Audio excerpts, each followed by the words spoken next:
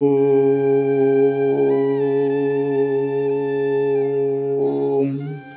मदनाथ श्री जगन्नाथ मदगुरु श्री जगद्गुरु मदात्मा सर्वभूतात्मा तस्मै श्री गुरवे नमः। नीलाचल निवासाय नित्याय परमात्मने बलभद्र सुभद्राभ्यां जगन्नाथाय ते नमः। गुरु ब्रह्मा गुरु विष्णु गुरुदेव महेश्वर गुरु साक्षात परम ब्रह्म तस्मै श्री गुरवे नमः। क्रियायोग परंपरार समस्त गुरु मानक मु प्रणाम करुछि। विश्वर प्रत्येक संप्रदायर गुरु मानक मु प्रणाम करुछि। उपस्थित भगवत स्वरूपगण सबुरी भितर जगन्नाथ को उपलब्धि करी मु प्रणाम करुछि।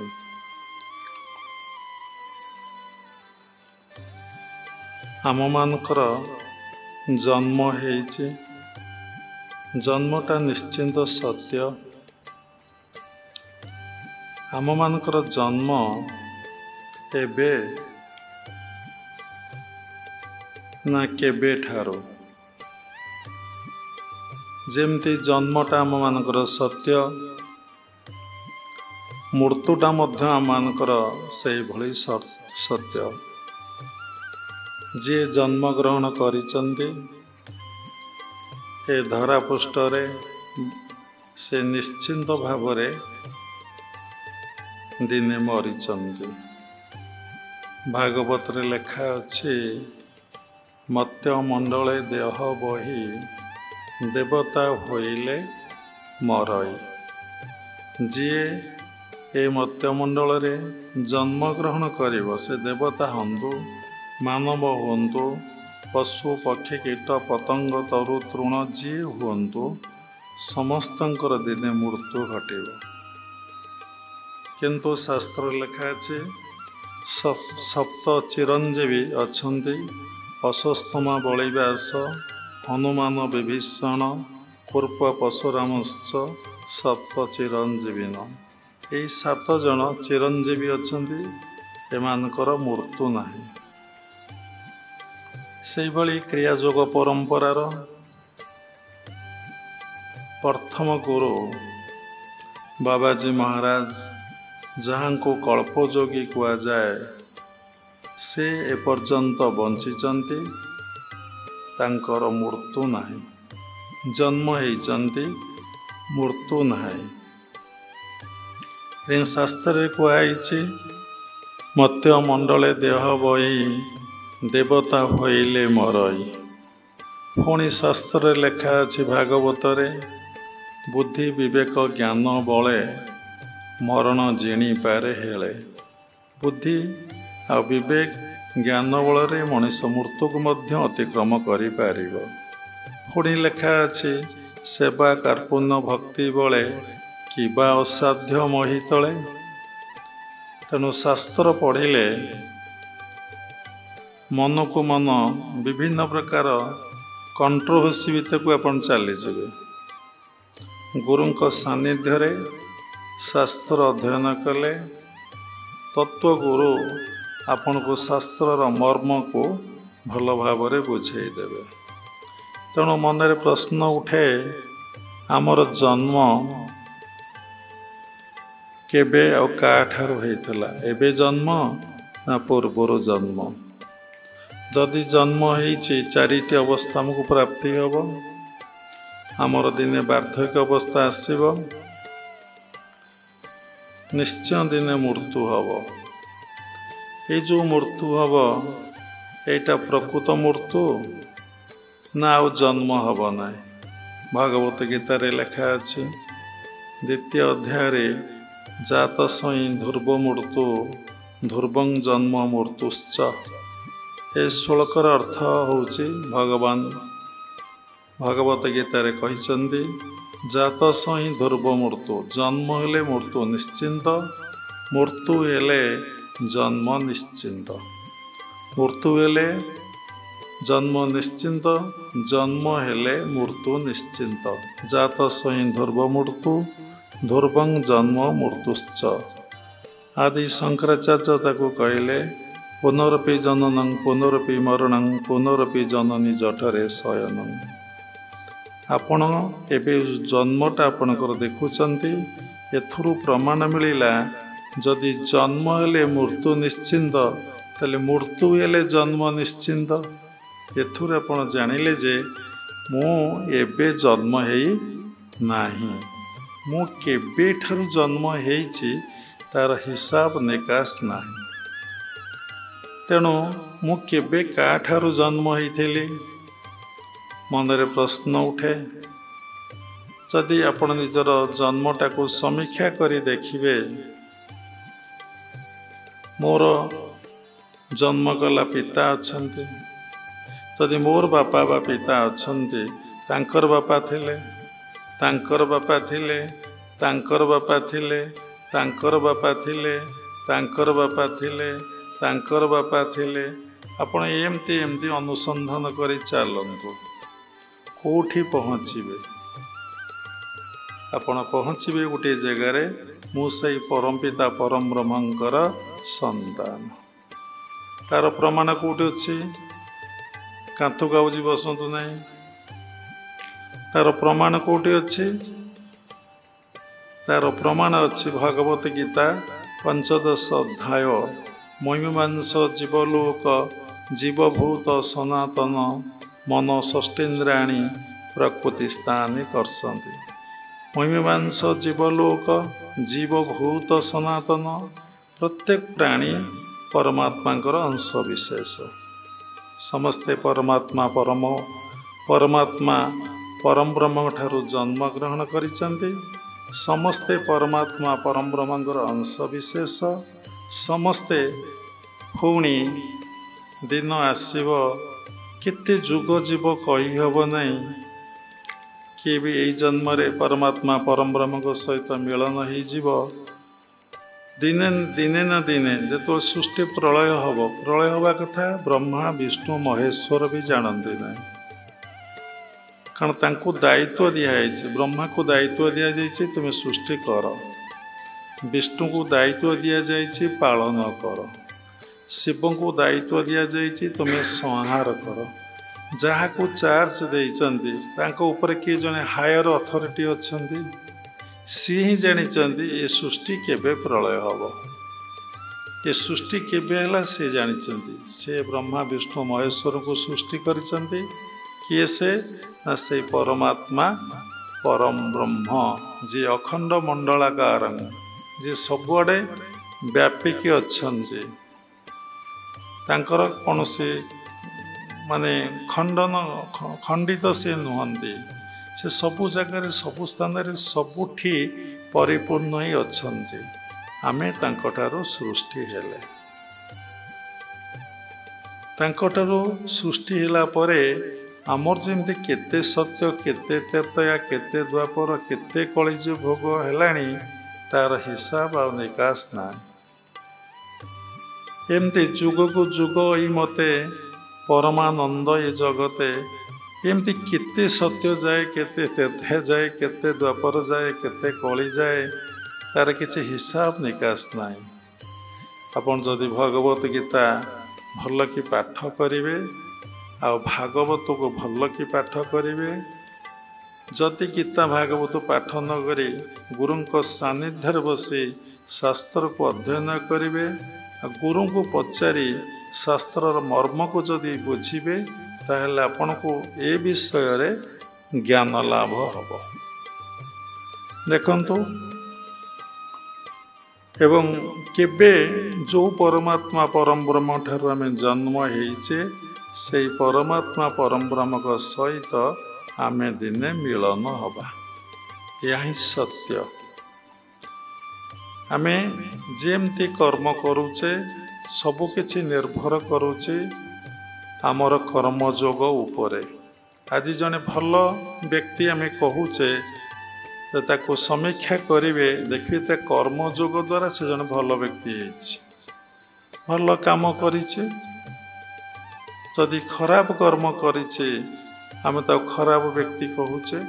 तो सबु किछि निर्भर करूचे आपणकर कर्मयोग उपरे आपण जेमती कर्म करूचंती सेमती फल आपण भोगुचंती जेमती कर्म करी आसीथिले सेमती फल एबे भोगुचंती जेमती एबे कर्म करूचंती आपण सेमती फल निश्चिंत भावरे भोग करिवे कारण कर्मर फल समस्त को ही भोग करिया को पड़िबो जेभली धनुरु तीरटी बाहरी गले ता लक्ष्य भेद करे से भली कर्मर फल संचित और प्रारब्ध होई आमको भोग करिया को पड़े आम आज जहाँ भोगुचे ता ही प्रारब्ध जहाँ भोग नही आमर रही जाऊँचे आमे ताको संचित कहूचे जहाँ वर्तमान आमे करूचे ताको कुआ जाऊँचे क्रियमाण तेणु सबू निर्भर करुचे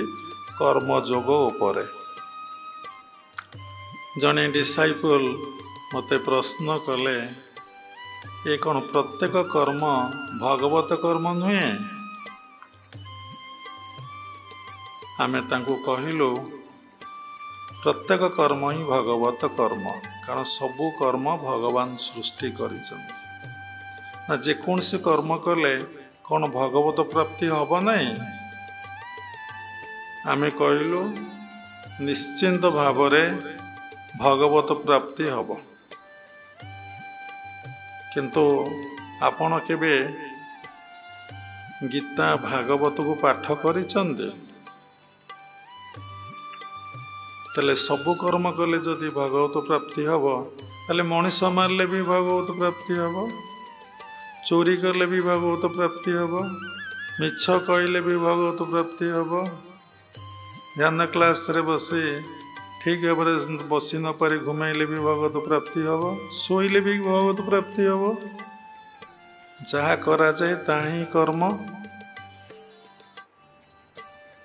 ताले साधु संत माने बा महापुरुष माने सबकिछि त्याग करी काहींकि गिरी गुंफा पहाड़ पर्वत जंगल भितरे केवल भगवत प्रीत्यार्थे कर्म काहींकि पालन करते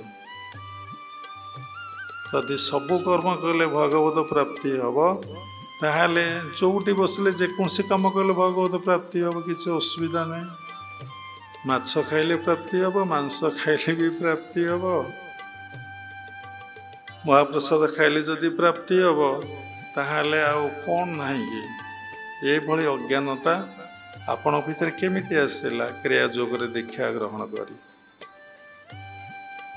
एक कथा कौन आपणकर गुरुदेव कहिसंती प्रत्येक कर्म को प्रत्येक मानव को प्रत्येक जाति को समस्त भगवान तीन भाव विभक्ति कर विभक्त करिसंती गोटे सात्विक कर्म गोटे राजसिक कर्म गोटे तामसिक कर्म गोटे सात्विक प्राणी गोटे राजसिक प्राणी गोटे तामसिक प्राणी भगवत गीतारे कहिसंती भागवत रे कहिसंती तम राजस प्राणी जेते संग नइब कदाचित सात्विक करी तीक्ष्ण बाण चिणीम रजतम गुण सब कथा गीतारे कहिसंती सात्विकर गति कोठी राजसिकर गति कोठी तामसिकर गति कोठी सात्विक कर्म काहाकु कहंती राजसिक कर्म काहाकु कहंती तामसिक कर्म काहाकु कहंती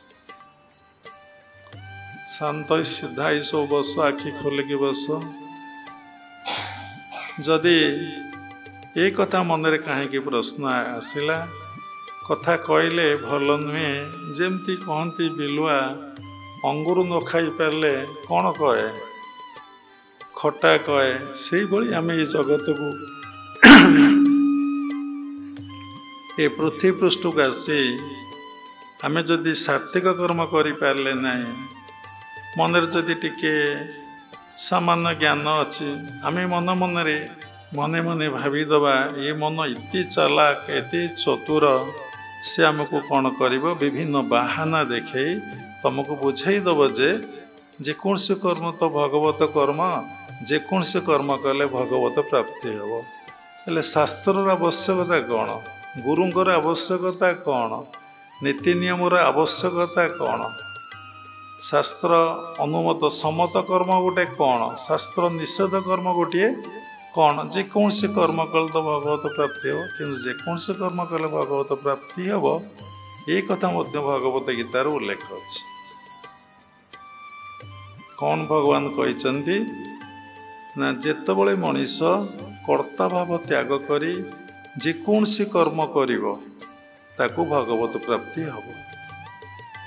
कर्ता भाव त्याग करी मु करू नाही, जा भितरे मु मोर भाव नाही, जे निजको संपूर्ण भाव में भगवान निकटरे समर्पण कर देइछि, जा भितरे अहंकार आदौ नाही।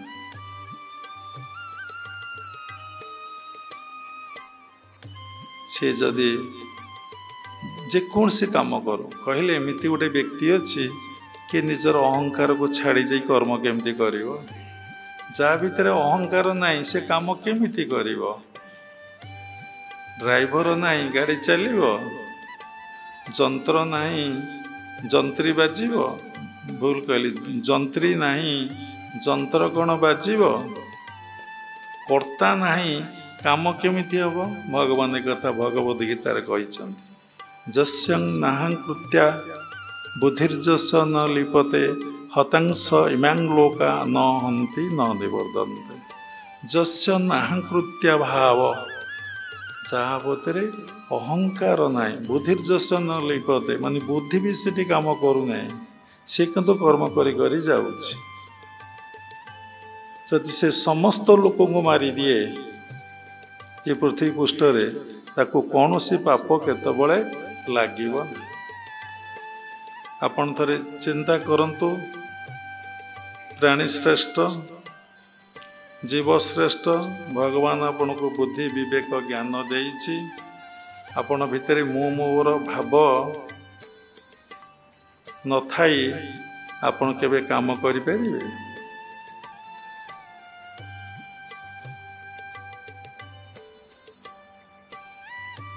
साधना करी करी करी करी करी करी करी जेतबले मनीष जोठू जन्म होता है सेठी जेतबले मिलन हो जाए तार कर्ता भावटी नष्ट हो जाए। जोठारू से जन्म होता है सेठारे जेबे से मिलन हो तार कर्ता भावटी नष्ट हो जाए। ये तो साधनार शीर्ष स्तर पर ही अवस्था। साधना करी करी करी करी चलिले तार टॉप स्तर रे निर्विकल्प समाधिस्थ परे तार ये अवस्था हुए। तार ये अवस्था है ही नहीं, सी जदि कहब मु जेकोसी कर्म कले भगवत प्राप्ति हेब, ताठू बड़ पागलामी आउ किछि संसार रे अछि। जदि ये सत्संग शुणिबे से प्रश्नर उत्तर पाइबे। जहाँ भितर अज्ञानता अच्छे ता भितर दुख जंत्रणा कष्ट अच्छे, जहाँ भितर ज्ञान अच्छे ता भितर शांति आनंद प्रेम भाव रही। ज्ञान कौन आपण भावुथे, आम पाठ पढ़ीचु साधारणतः पोस्ट ग्रेजुएट को कहते शेष पाठ बा पीएचडी कि एमफिल कि डीएलटी एमती कौन पाठ सब अच्छी कहते आम जाणीनु। तेणु जदि आम ज्ञान लाभ कले जो एकाडेमिकल क्वालिफिकेशन भौतिक जगतर ज्ञान कहीं आमको तो शांति आनंद नहीं। भगवत गीतार लेखा अच्छी ज्ञान लब्धा परांग शांति, ज्ञान लाभ पर लोक शांतिर अधिकारी हुए। जो माने अति उच्च शिक्षित से माने शांति आनंदर के अधिकारी।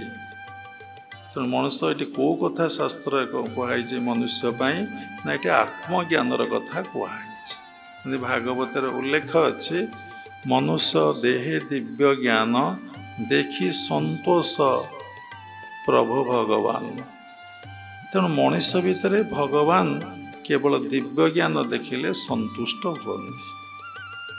आमठे किछि देखिले संतुष्ट से भगवान उल्लेख करना ब्राह्मण क्षत्रिय वैश्य शूद्र बा हीन जाति कथा उल्लेख करना कि स्त्री पुरुषर कथा उल्लेख करना कि बालक बुढ़ा यौवन वार्धक्य कथा उल्लेख करना। जहाँ भितर से दिव्य ज्ञान देखती से संतुष्ट हुअन्ति। ଥରେ ଚିନ୍ତା କରନ୍ତୁ, ପରମ ପିତା ପରମ ବ୍ରହ୍ମ ଯାହାଙ୍କ ଉପରେ ସନ୍ତୁଷ୍ଟ, ସେ କେତେ ବଡ଼ ମହାନ ବ୍ୟକ୍ତିତ୍ୱର ଅଧିକାରୀ। ବ୍ୟକ୍ତିତ୍ୱ କହିଲେ ଭୁଲ ହେଇଯିବ, ସେ ଭଗବାନ ହେଇଥିବ। ତେଣୁ ସବୁବେଳେ ଏଇ କଥାର ଗୋଟେ ବାହାର ଭୌତିକ ଜଗତର କଥା କୁହାହେଲା, ଆଉ ଗୋଟେ ତାକୁ ଏଇ ପିଣ୍ଡରେ ଦେଖନ୍ତୁ। ଶାସ୍ତ୍ର ଲେଖା ଅଛି, ପିଣ୍ଡ ବ୍ରହ୍ମାଣ୍ଡ ଏକମତ, ଜାଣନ୍ତି ସୁଜ୍ଞାନୀ ପଣ୍ଡିତ, ଯାହା ଅଛି ବ୍ରହ୍ମାଣ୍ଡେ ତାହା ଅଛି ଦେଓଭାଣ୍ଡେ, ଯାହା ଅଛି ଦେଓଭାଣ୍ଡେ ତାହା ଅଛି ମେରୁଦଣ୍ଡେ। ତେଣୁ ଆମେ ସବୁବେଳେ ପ୍ରାଣଶକ୍ତିର ଉତ୍ଥାନ ମୂଳାଧାରରୁ ସହସ୍ରା କରୁଛେ। ଟିକେ ସ୍ପିଡ ବଢ଼ାନ୍ତୁ, ମୂଳାଧାରରୁ ସହସ୍ରା କରୁଛେ। ତେଣୁ ମୂଳାଧାରଟା ଆମର ଜନ୍ମ, ସହସ୍ରାଟା ଆମର ଶେଷ ଅନ୍ତ। କାରଣ ଯେହେତୁ ଆମେ ମୂଳାଧାରରୁ ପ୍ରାଣଶକ୍ତିଟାକୁ ଉତ୍ଥାପନ କରୁଛେ ବା କୁଣ୍ଡଳିନୀ ଶକ୍ତିକୁ ଆମେ ଜାଗ୍ରତ କରି ଉଠଉଛେ, କେଉଁଠୁ ନା ମୂଳାଧାରରୁ ସହସ୍ରା। ସ୍ୱାଧିଷ୍ଠାନକୁ ଅତିକ୍ରମ କରିବ, ମଣିପୁରକୁ ଅତିକ୍ରମ କରିବ, ଅନାହତକୁ ଅତିକ୍ରମ କରିବ, ବିଶୁଦ୍ଧକୁ ଅତିକ୍ରମ କରିବ, ଆଜ୍ଞାକୁ ଅତିକ୍ରମ କରିବ। ସହସ୍ରରେ ଯେତେବେଳେ ପହଞ୍ଚିଯିବ, ଆମର ସେଇଠି କ'ଣ ହେବ? ମୃତ୍ୟୁ ହେବ। ଜନ୍ମ ମୂଳାଧାରରୁ। ଭଗବାନ ଭଗବତ ଗୀତାରେ କହିଛନ୍ତି, ଆବ୍ରହ୍ମ ଭୁବନା ଲୋକା ପୁନରାବର୍ତ୍ତିନେ ଅର୍ଜୁନ, ମାମୁରୂପେ ତୁ କନ୍ତୟେ ପୁନର୍ଜନ୍ମ ନ ବିଦ୍ୟତେ। ହେ ଅର୍ଜୁନ, ଯେପର୍ଯ୍ୟନ୍ତ ମଣିଷ ବ୍ରହ୍ମଲୋକ ପର୍ଯ୍ୟନ୍ତ ଆସେ, ଆବ୍ରହ୍ମ ଭୁବନା ଲୋକା ପୁନରାବର୍ତ୍ତିନେ ଅର୍ଜୁନ, ସେ ପୁଣି ଫେରି ଆସିବ ବ୍ରହ୍ମଲୋକ ପର୍ଯ୍ୟନ୍ତ ଗଲେ। ମାମୁରୂପେ ତୁ କନ୍ତୟେ, ଯେତେବେଳେ ସେ ମୋତେ ପ୍ରାପ୍ତି ହେବ, ପୁନର୍ଜନ୍ମ ନ ବିଦ୍ୟତେ। ପ୍ରକୃତ ମୃତ୍ୟୁ କ'ଣ ନା ଆଉ ଜନ୍ମ ନ ହେବାଟା ହେଉଛି ପ୍ରକୃତ ମୃତ୍ୟୁ। ଯେପର୍ଯ୍ୟନ୍ତ ଆପଣ ଯେଉଁ ମୂଳ ଉତ୍ସରୁ ଆସିଛନ୍ତି ପରମାତ୍ମା ପରମ ବ୍ରହ୍ମଙ୍କ ଠାରୁ, ସେଇଠି ମିଳନ ନ ହେବା ପର୍ଯ୍ୟନ୍ତ ଆପଣ କର୍ମ ନେଇ ଜନ୍ମ ହେବେ। ସାତ୍ତ୍ୱିକ ପ୍ରାଣୀ ରହିବେ, ରାଜସିକ ପ୍ରାଣୀ ରହିବେ, ତାମସିକ ପ୍ରାଣୀ ରହିବେ। କେବେଠାରୁ ଲୋକ ସାତ୍ତ୍ୱିକ, ରାଜସିକ, ତାମସିକ ହେଲା ନା ଯେତେବେଳେ ପରମାତ୍ମା ପରମ ବ୍ରହ୍ମ ଏ ମାନବକୁ ସୃଷ୍ଟି କଲେ, ତିନୋଟି ଗୁଣ ଦେଲେ, ଗୋଟିଏ ଗୁଣ ଦେଇ ଛାଡ଼ିଲେ ନାହିଁ। ଯଦି ଗୋଟିଏ ଗୁଣ ଦେଇ ଛାଡ଼ିଥାନ୍ତେ ଏ ସୃଷ୍ଟି ପ୍ରବାହ ହେଇପାରିନଥାନ୍ତା। ସେ କିନ୍ତୁ କହିଲେ, ତୁ ଜୀବଶ୍ରେଷ୍ଠ, ତୁ ମାନବ, ତେତେ ଗୋଟେ ସ୍ୱତନ୍ତ୍ର କ୍ଷମତା ବିଚାର ମୁଁ ଦେଉଛି, ସେଥିରେ ତୁ ବିଚାର କରିବୁ। ସାତ୍ତ୍ୱିକ କର୍ମ କଲେ ତୁ କ'ଣ ପାଇବୁ, ରାଜସିକ କର୍ମ କଲେ ତୁ କ'ଣ ପାଇବୁ, ତାମସିକ କର୍ମ କଲେ ତୁ କ'ଣ ପାଇବୁ। Your destiny is in your hand. You decide your luck. କାହିଁ ସ୍ଥିର ହେଇ ବସ, କାହିଁ ହଲଚଲ ହେଉଛ? ମନକୁ ଯଦି କଥାରେ ରଖିବେ, କେବେ ଦେହ ହଲିବନି। ଯଦି ଭଲ ଲାଗୁନଥିବ, ଫୋର୍ସଲି ବସିବ, ବ୍ୟସ୍ତ ଅସ୍ତ ଲାଗିବ। ତେଣୁ ତୁମେ ଯାହା କରିବ ତାହା ତୁମେ ପାଇବ।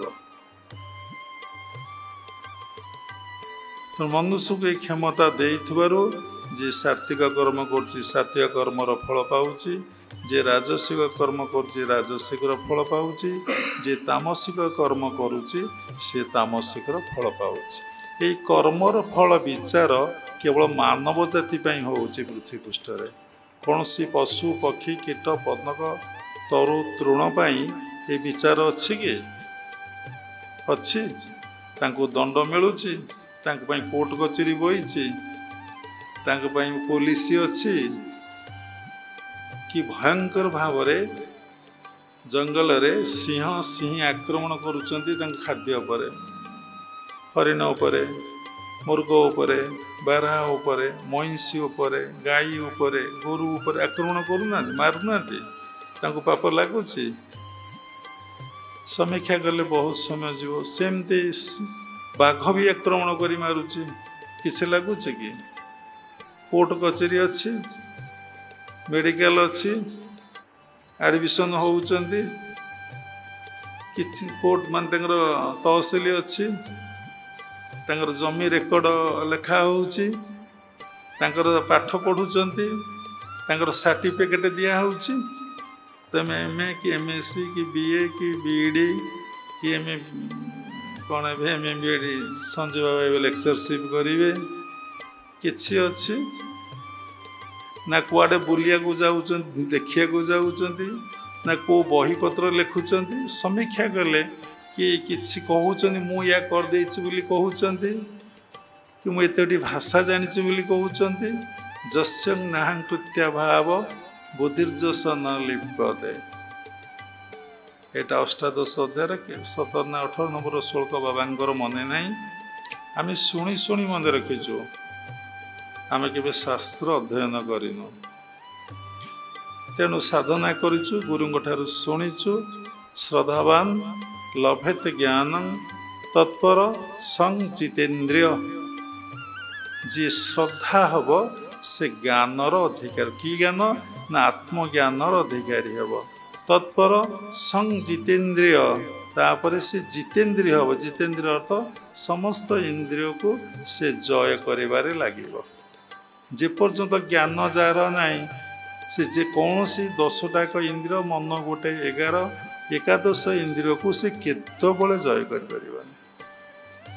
से इंद्रिय माने ताकू कान मोड़ी बस उठा प्रत्येक समय करेंगे सी जानी पारिबने देखो समस्ते आपण मैंने गपुंट बाबा देखुंट गपीबाटा हूँ राजसिक तामसिक आपण गपर जदि समीक्षा करते कौन सी मूल्य अच्छी आपण केबे गपन्ते गपीबा द्वारा जे मु बहिर्मुखी हेली अंतर्मुखी हेली ना मो गपर कौन सी भ्यालु ना एवं मु जेतबले गपौची जेकोसी अवलंबन रु दूरे जाऊँ तार मूल्य किछि ना से गुरुदेव कहते you are your master you are your master भगवान भागवत रे कहले मन तोर निज गुरु उद्धव तू केते पचारो गुरु give me indication but you are to culture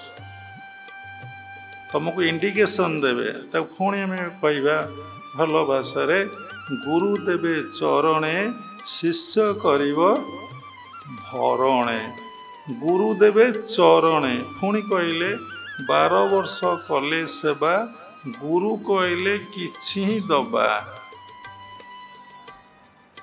जेतेबेले आपण निजको जानी पारुना आपण गपुचंती शांत ही बसी पारुना भगवान पाखरे मन को रखुना एवं मन को कुआडे कुआडे छाड़ी दौरान बिना अवलंबन रे गला कौन जगिले जग घरे पशिजीव कांटिया बघ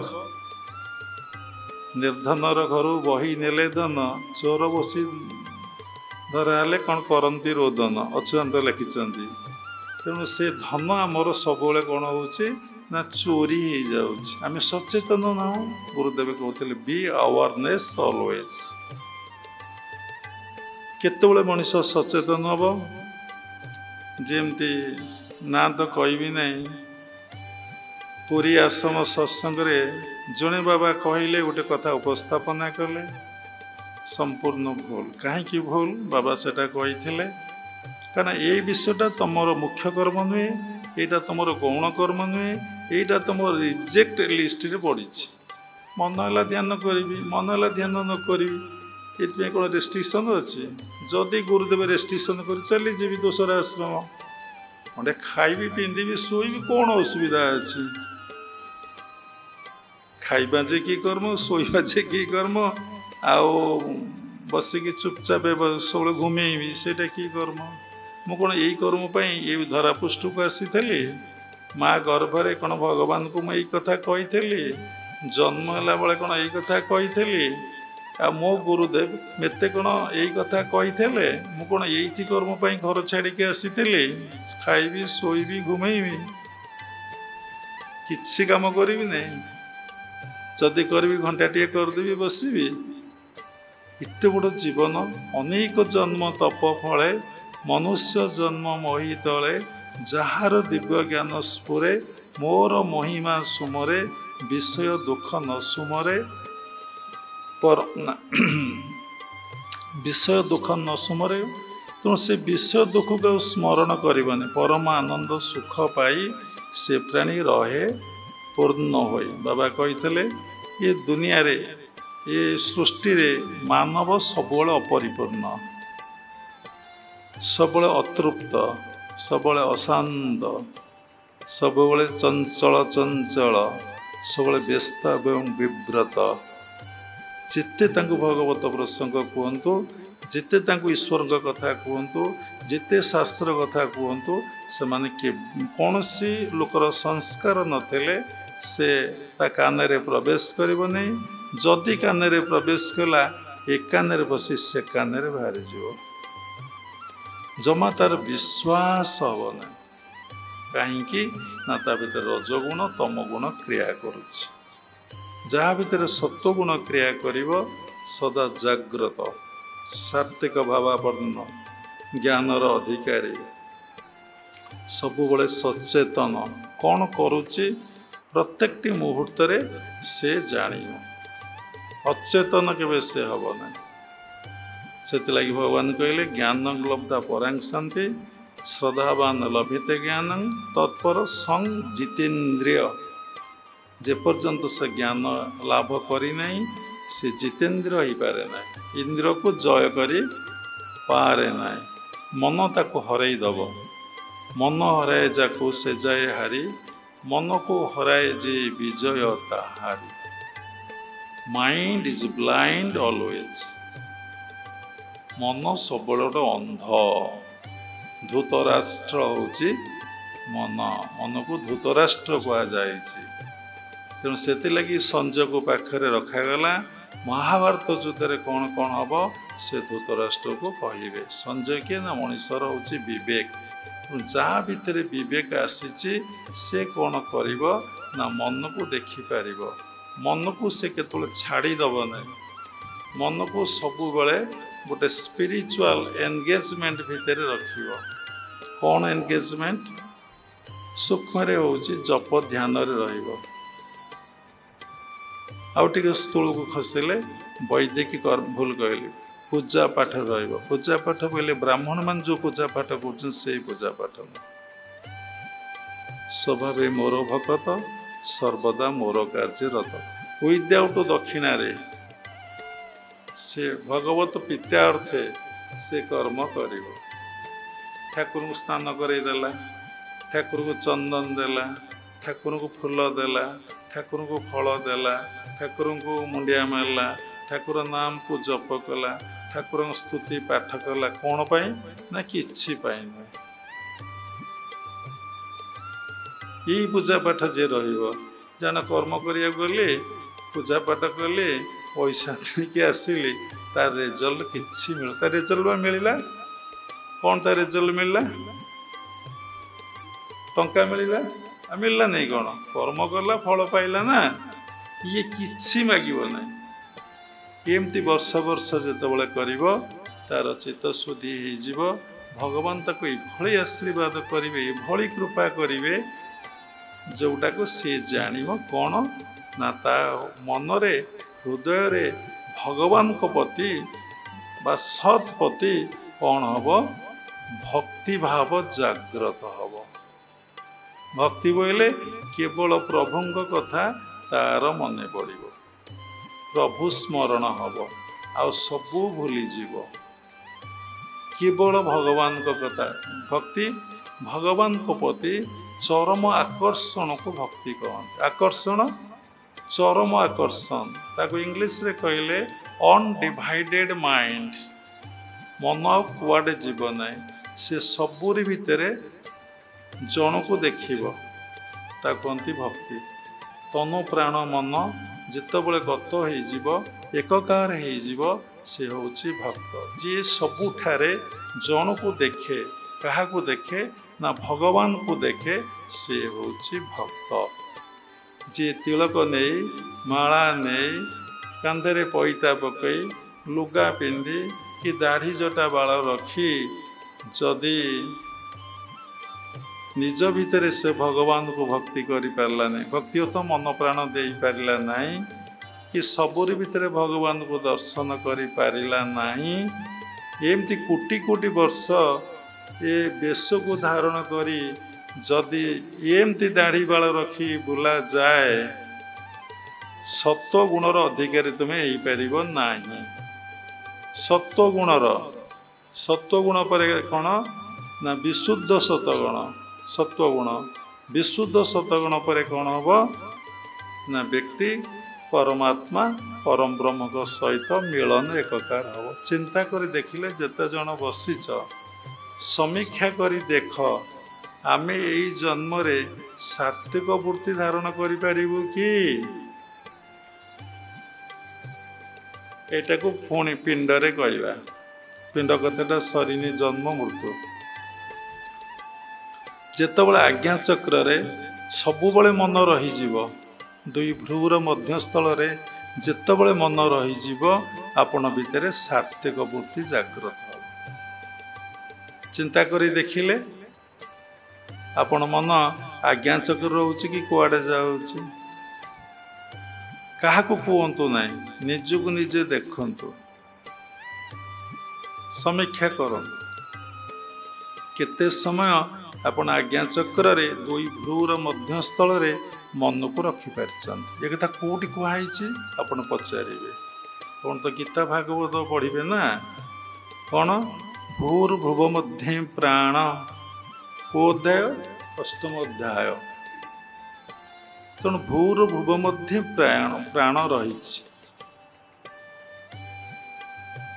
तेणु भागवत भी लिखाई सेमती सब आज्ञा चक्र रे मन को रख। अभिराम परमहंस लिखिं कौन ना प्रेमिक भकत त्रिकुटे देखे नयन पुराई। जी प्रेमिक जमी प्रेमिका प्रेमिक प्रेमिक जमी प्रेमिका कथा चिंता करे, प्रेमिका जमी प्रेमिक कथा चिंता करे, जमी विषयी लोक धन कथा चिंता करे, माँ जमी छुआ कथा चिंता करे, से भली जी प्रकृत साधक भक्ति मार्गर व्यक्ति से सबुबले कौन करे ना आज्ञा चक्र रे मन को रखिले ता भीतर प्रसन्नता आसब, आनंद आसब, सात्विक भाव आसब, सांसारिक कर्म ता प्रति वितृष्णा भाव आसब, स्पॉन्टानियस से वृत्ति झड़ी पड़ो। आ विभिन्न देवादेवी दर्शन सानिध्य से लाभ कर। आपण ये जन्म रे खाद्य रे पानीय रे पोशाक रे परिवेश रे साधना रे रोजगार रे जहाँ सज्जा त्यागु सज्ज को जीवा पर्यंत जेकोसी कर्म को आपण सम्मुखीन होउचंती बा करूचंती सेतरे सात्विक भाव फुटई पारिबे। गृहस्थ लोक माने करि पारिउ नाहंती, साधु माने आदौ करि पारुना। खाइले सोइले देह कौन होउची, कहीं देह होउची पारब्ध देहटा तो कई क्या दे ना। जदि से तो मन को रखी शोई पड़लु बस हारिलु ना जीतिलु।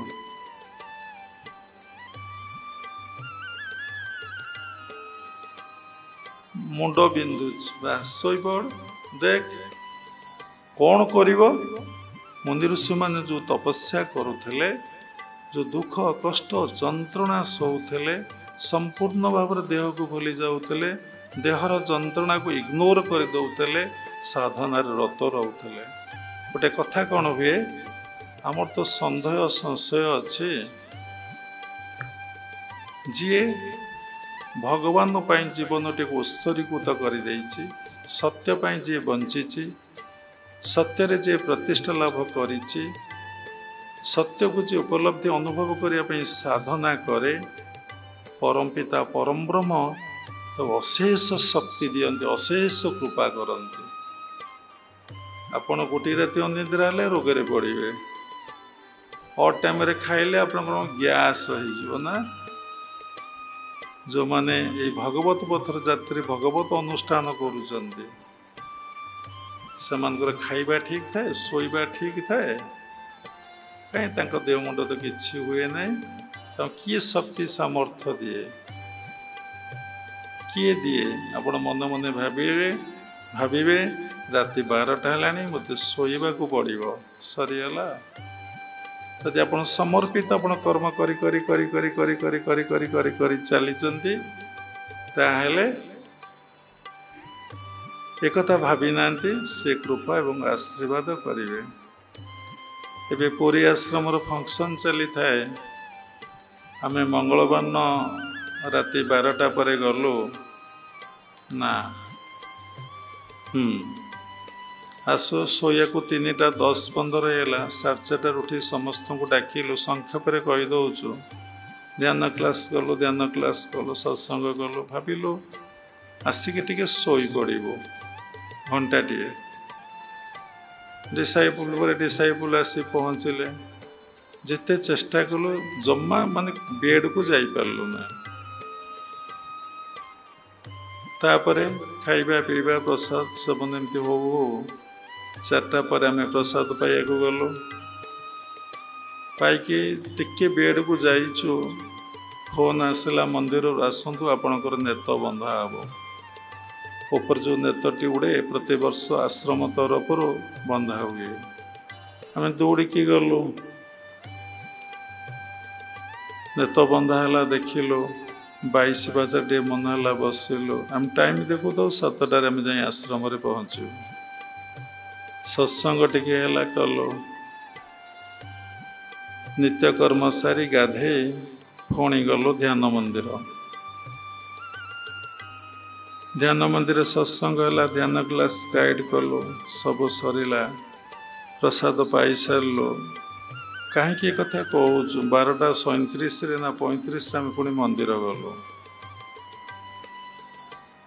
गला बेलू कालिया सागर बड़ सिंगर बेश चली दर्शन कलु एमती लगुए जे मुंडटा जमती आमर ठाकुर दर्शन करिबार जमती माने बॉडी आ माइंड आ टॉयलेट कर न था अध घंटा 1 घंटा आम शोई पड़ता ठीक होता कहबार उद्देश्य अच्छे आम टे शोई पड़लु मंदिर भितर अनेक लोग शुंती आम देखीचु पिला दिन आम टे शोई पड़लु 2 जन सेवायत कहले कौन बाबाजी शोया को आस ठाकुर देखा आस कौन शोई पड़लु ना आसी मंदिर आम से भाविलु भगवान जगन्नाथ कहते तो शोचु कौन मत दर्शन कर सबुर भीतर से अनुभव होले क्या प्रति खराब भाव आसब नहीं प्रत्येक नेगेटिवटा पॉजिटिव हो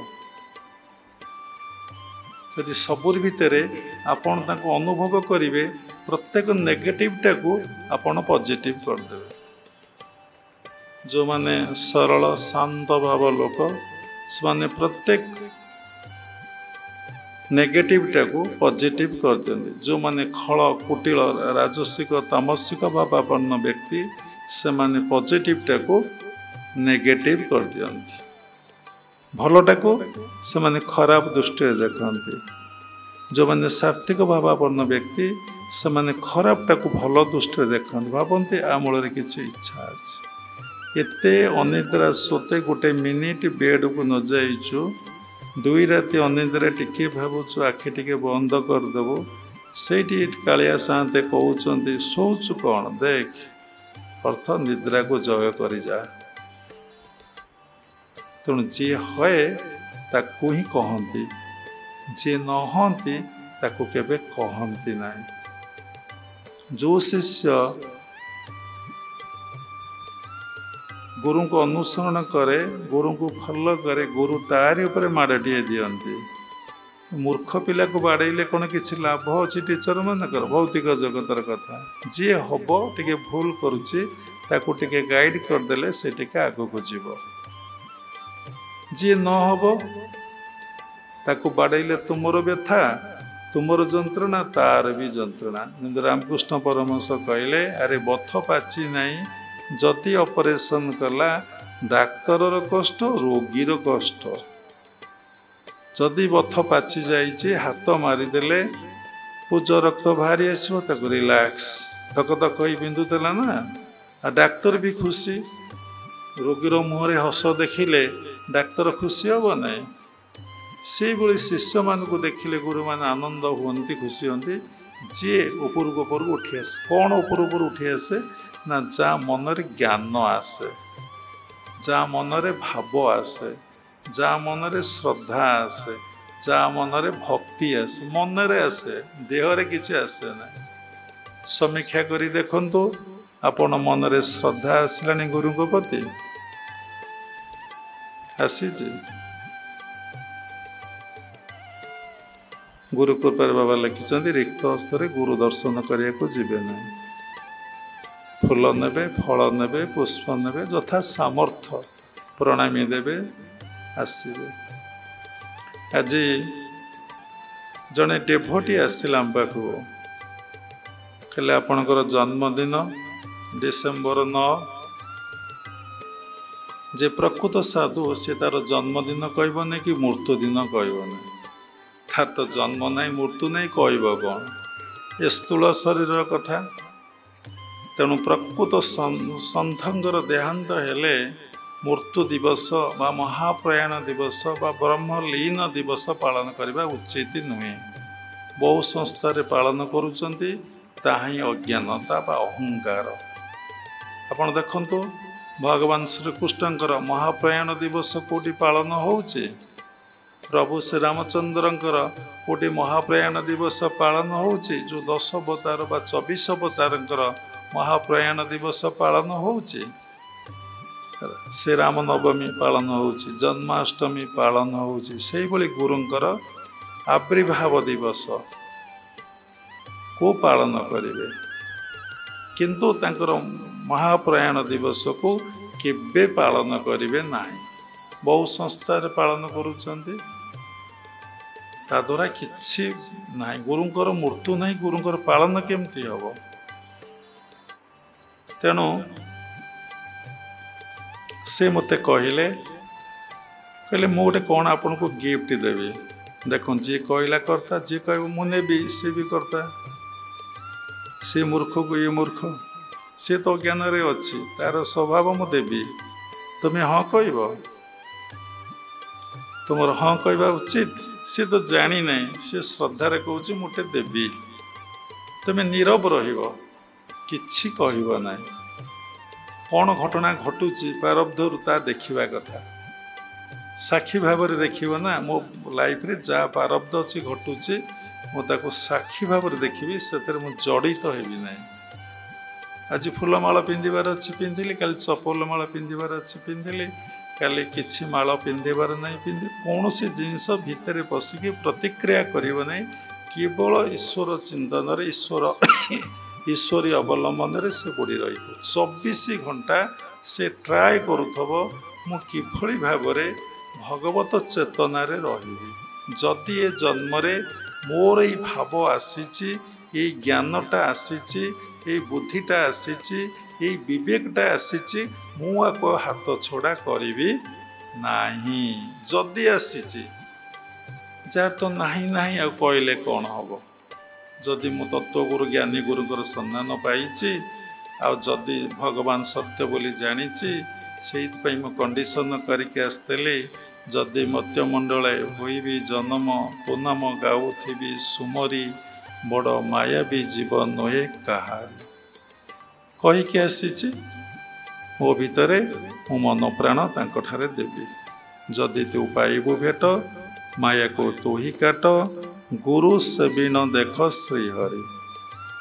ଯଦି ତାଙ୍କ ସହିତ ତୁ ଭେଟ କରିବାକୁ ଚାହୁଁଛୁ, ତୁ ତାଙ୍କର ଅଂଶ ବିଶେଷ, ସେ ପରମାତ୍ମା ପରମବ୍ରହ୍ମ, ସେ ଆମର ପରମ ପିତା, ଆମେ ତାଙ୍କର ସନ୍ତାନ। ଏ ଅଂଶ ପୂର୍ଣ୍ଣ ସହିତ ମିଳନ ହେବ।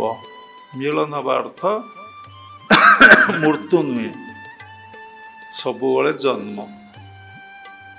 ସେ ତ ମଲା ନାହିଁ, ଆଉ ସବୁବେଳେ ଭଗବାନଙ୍କର କ'ଣ ମୃତ୍ୟୁ ଅଛି?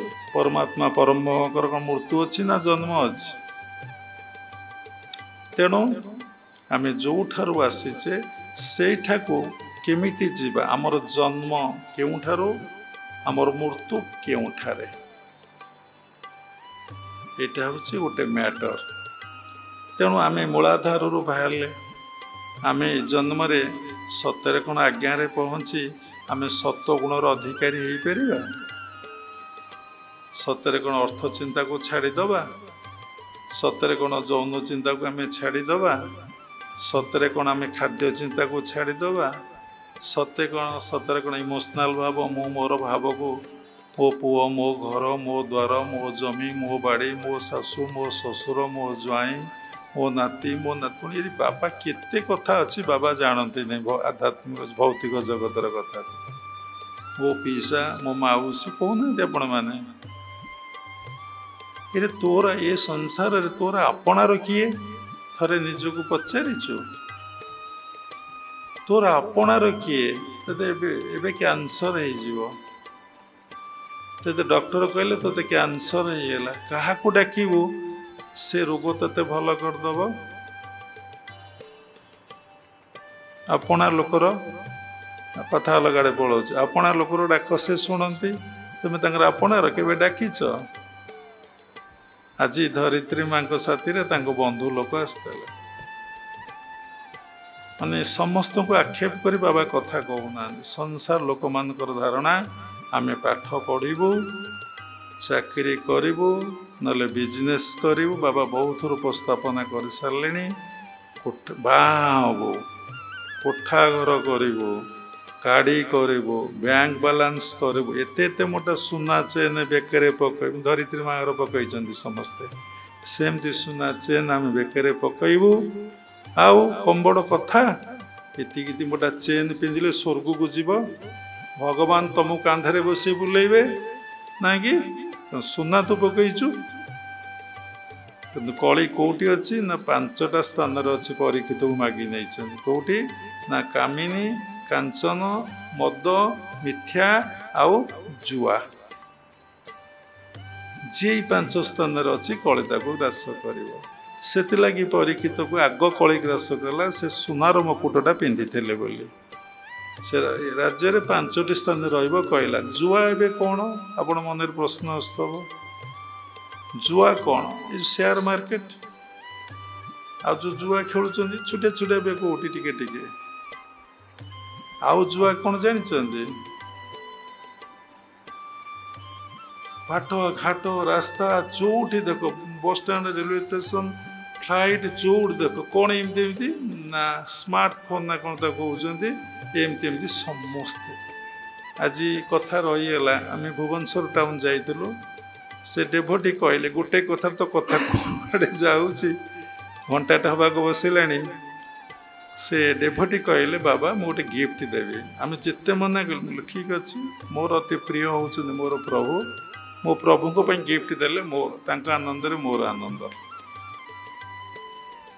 भगवान केमती माया विस्तार हम माया जंत्रित सर्वजन ब्रह्मादि 14 भुवन जिते परीक्षा को निरीक्षा कर देख तुम संसार भीतर जंगल रे भी रुह तुमको से पकईदेवे माया रे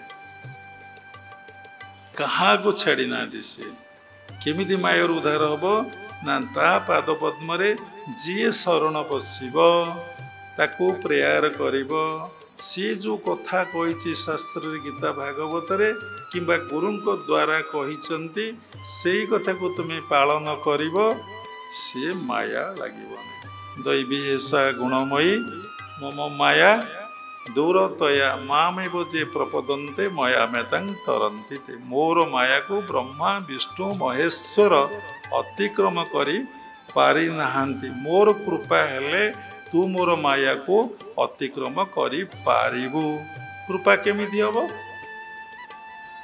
सब कथा को समीक्षा करी आपण बसी मु आपण नहीं खाया को देबी काम करिवे नहीं आपण जेकोसी द्वारा गुरु द्वारा हो कि सरकार द्वारा हो कि जोटी न खटिबे ब्राह्मण कर्म करी जीवन जाको आनी किए देदेवे हाँ देदेवे तुम्हें कौन से कथा बुझी पार से स्तर को जापर से अवस्था गुण तुम ज्ञानर मापकाठी तुम्हें मापी पार दौना साधु माने गोटे जगह बसी भजन करुचन भजन बोले गिनी खोल बजाई भजन करूना जप ध्यान करुचंती भगवान को पाइबार मार्ग हूँ जप आउ ଧ୍ୟାନ ଜପ ଧ୍ୟାନ ବିନା ସଂଯୋଗ ନାହିଁ, ଗୁରୁଦେବ ବିନା ନିର୍ବାଣ ନାହିଁ।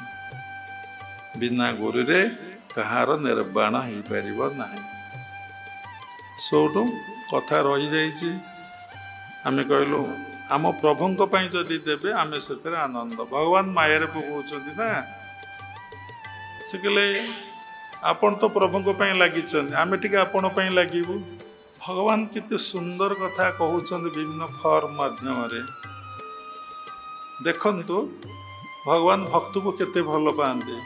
ଭକତ ମୋ ପିତାମାତା, ଭକତ ମୋ ବନ୍ଧୁ। ଭଗବାନଙ୍କର କିଏ ପିତାମାତା? ନା ଭକ୍ତ। ଆପଣ ଶୁଣୁଛନ୍ତି ତ ବୁଝିପାରିବେନି ସେତିକି ସାଧନା ନହେଲେ ସେଇ ସ୍ତରକୁ ନ ଗଲେ। ଭକତ ନିମନ୍ତେ ତୋର ନାମ କୃପା ସିନ୍ଧୁ। ଭକତ ମୋ ପିତାମାତା, ଭକତ ମୋ ବନ୍ଧୁ। ଭକତ ହଉଛି ମୋର ଭକତ। ଭଗବାନଙ୍କର ମିତ୍ର କିଏ? ନା ମୋର ଭକତ ମୋର ମିତ। ସେ କରେ ଜଗତ ପବିତ୍ର। ଭକତ ଜନେ ବସ ମୁହିଁ, ତାର ରକ୍ଷଣେ ମୋର ଦେହି। ଭକ୍ତ ଜନର ବସରେ ମୁଁ ବଶୀଭୂତ। ସେ କହୁଛନ୍ତି ନା ତମକୁ ମୁଁ ଦେବି ଗିଫ୍ଟ, ତମେ ଦେବ ଭଗବାନଙ୍କୁ ଗିଫ୍ଟ। ମୁଁ ଭଗବାନଙ୍କୁ ଜାଣି ନାହିଁ, ମୁଁ ଆପଣଙ୍କୁ ଜାଣିଛି। ଏଇଠି ଭଗବାନ କହୁଛନ୍ତି ମୋ ଅପେକ୍ଷା ମୋର ଭକ୍ତ ବଡ଼। ମୋର ଭକ୍ତର ଯିଏ ସେବା କରେ ମୁଁ ତାପରେ ବହୁତ ପ୍ରୀତ ଖୁସି ଆନନ୍ଦିତ ହୁଏ। କାରଣ ଭକ୍ତିଟା ଭଗବାନ ଠାରୁ ଶିଖାଯାଇପାରେ ନାହିଁ। ଭକ୍ତିଟା ଭଗବାନଙ୍କ ଠାରୁ ଶିଖାଯାଇପାରିବନି। ଭଗବାନଠୁ କୌଣସି ଜିନିଷ ଡାଇରେକ୍ଟ ଶିଖାଯାଇପାରିବ ନାହିଁ। ଭଗବାନ ଡାଇରେକ୍ଟ କାହାକୁ ଦର୍ଶନ ଦେବେନି, ଡାଇରେକ୍ଟ କାହାକୁ ଜ୍ଞାନ ଦେଇନାହାନ୍ତି କି ଦେବେ ନାହିଁ। ଦେଇଛନ୍ତି ସେ ହେଉଛି ବିରଳ, ଯାହା କୁହନ୍ତି ଅହେତୁକ କୃପା। ଯେତେ ମହାପୁରୁଷଙ୍କ ଜୀବନୀ ପଢ଼ନ୍ତୁ ଭଗବାନ ବିଭିନ୍ନ ରୂପରେ ଆସିଛନ୍ତି। କେତେବେଳେ ଶାସ୍ତ୍ର ମାଧ୍ୟମରେ ଦେବେ, କେତେବେଳେ ଗୁରୁଙ୍କ ମାଧ୍ୟମରେ ଦେବେ, କେତେବେଳେ ଶୂନ୍ୟବାଣୀ ହେବ, କେତେବେଳେ ସ୍ୱପ୍ନାଦେଶ ହେବ, କେତେବେଳେ କୌଣସି ବ୍ୟକ୍ତି ମାଧ୍ୟମରେ ଆପଣଙ୍କୁ ଜ୍ଞାନ ଦେବେ। ତିନୋଟି କୃପା ହୁଏ। ପୁରା ଶାସ୍ତ୍ର କୃପା। ପ୍ରକୃତ ଯଦି ଆପଣ ଶାସ୍ତ୍ରକୁ ଭଲ ପାଉଥିବେ, ଶାସ୍ତ୍ର ଆପଣ ଏଭଳି କୃପା କରିବେ ଆପଣ ସେ ଶାସ୍ତ୍ରରୁ ସବୁ କିଛି ପଢ଼ିବେ, ବୁଝିପାରିବେ। ସନ୍ଦେହ ସଂଶୟ ଆପଣଙ୍କର ସବୁ ମୋଚନ ହେଇଯିବ। ଭଗବତ କୃପା, ଭଗବାନଙ୍କର ଉପାସନା କଲେ ଭଗବତ କୃପା ମିଳେ। ଆଉ ଗୋଟେ ହେଉଛି ଗୁରୁ କୃପା। ଗୁରୁଙ୍କର ସେବା କଲେ, ଗୁରୁଙ୍କ କଥାକୁ ମାନିଲେ, ଗୁରୁଗତ ପ୍ରାଣ ହେଲେ ଗୁରୁ କୃପା ପ୍ରାପ୍ତି ହୁଏ। ଦେଖନ୍ତୁ ଗୋଟିଏ କଥାରେ ଘଣ୍ଟା ଘଣ୍ଟା ପଳେଇବ, ଡେଭୋଣ୍ଟିଙ୍କ କଥାରେ କେତେ ସମୟ ପଳାଉଛି। ତେଣୁ ଭଗବାନଙ୍କ ଠାରୁ ଭକ୍ତି ଶିଖିବେ। ଭଗବାନ କ'ଣ ଆସିବେ ତୁମ ରୂପ ଧାରଣ କରିବେ, ଭକ୍ତିଟା ଶିଖେଇ ଦେବେ? କେମିତି ଭଗବାନ ତୁମକୁ ଶିଖେଇବେ? ଯିଏ ଭଗବାନଙ୍କର ଉପାସନା କରୁଛି ଶଯ୍ୟା ତ୍ୟାଗରୁ, ଶଯ୍ୟା ତ୍ୟାଗରୁ ଶଯ୍ୟାକୁ ଯିବା କହିଲେ ଭଲ ଭୁଲ ହେଇଯିବ। ସ୍ୱଭାବେ ମୋର ଭକତ, ସର୍ବଦା ମୋର କାର୍ଯ୍ୟ ରତ। ଏଇଠି ଗୋଟେ କଥା ଉଠିବ, ଯେକୌଣସି କର୍ମ କଲେ ମଜୁରୀ ମିଳୁଛି।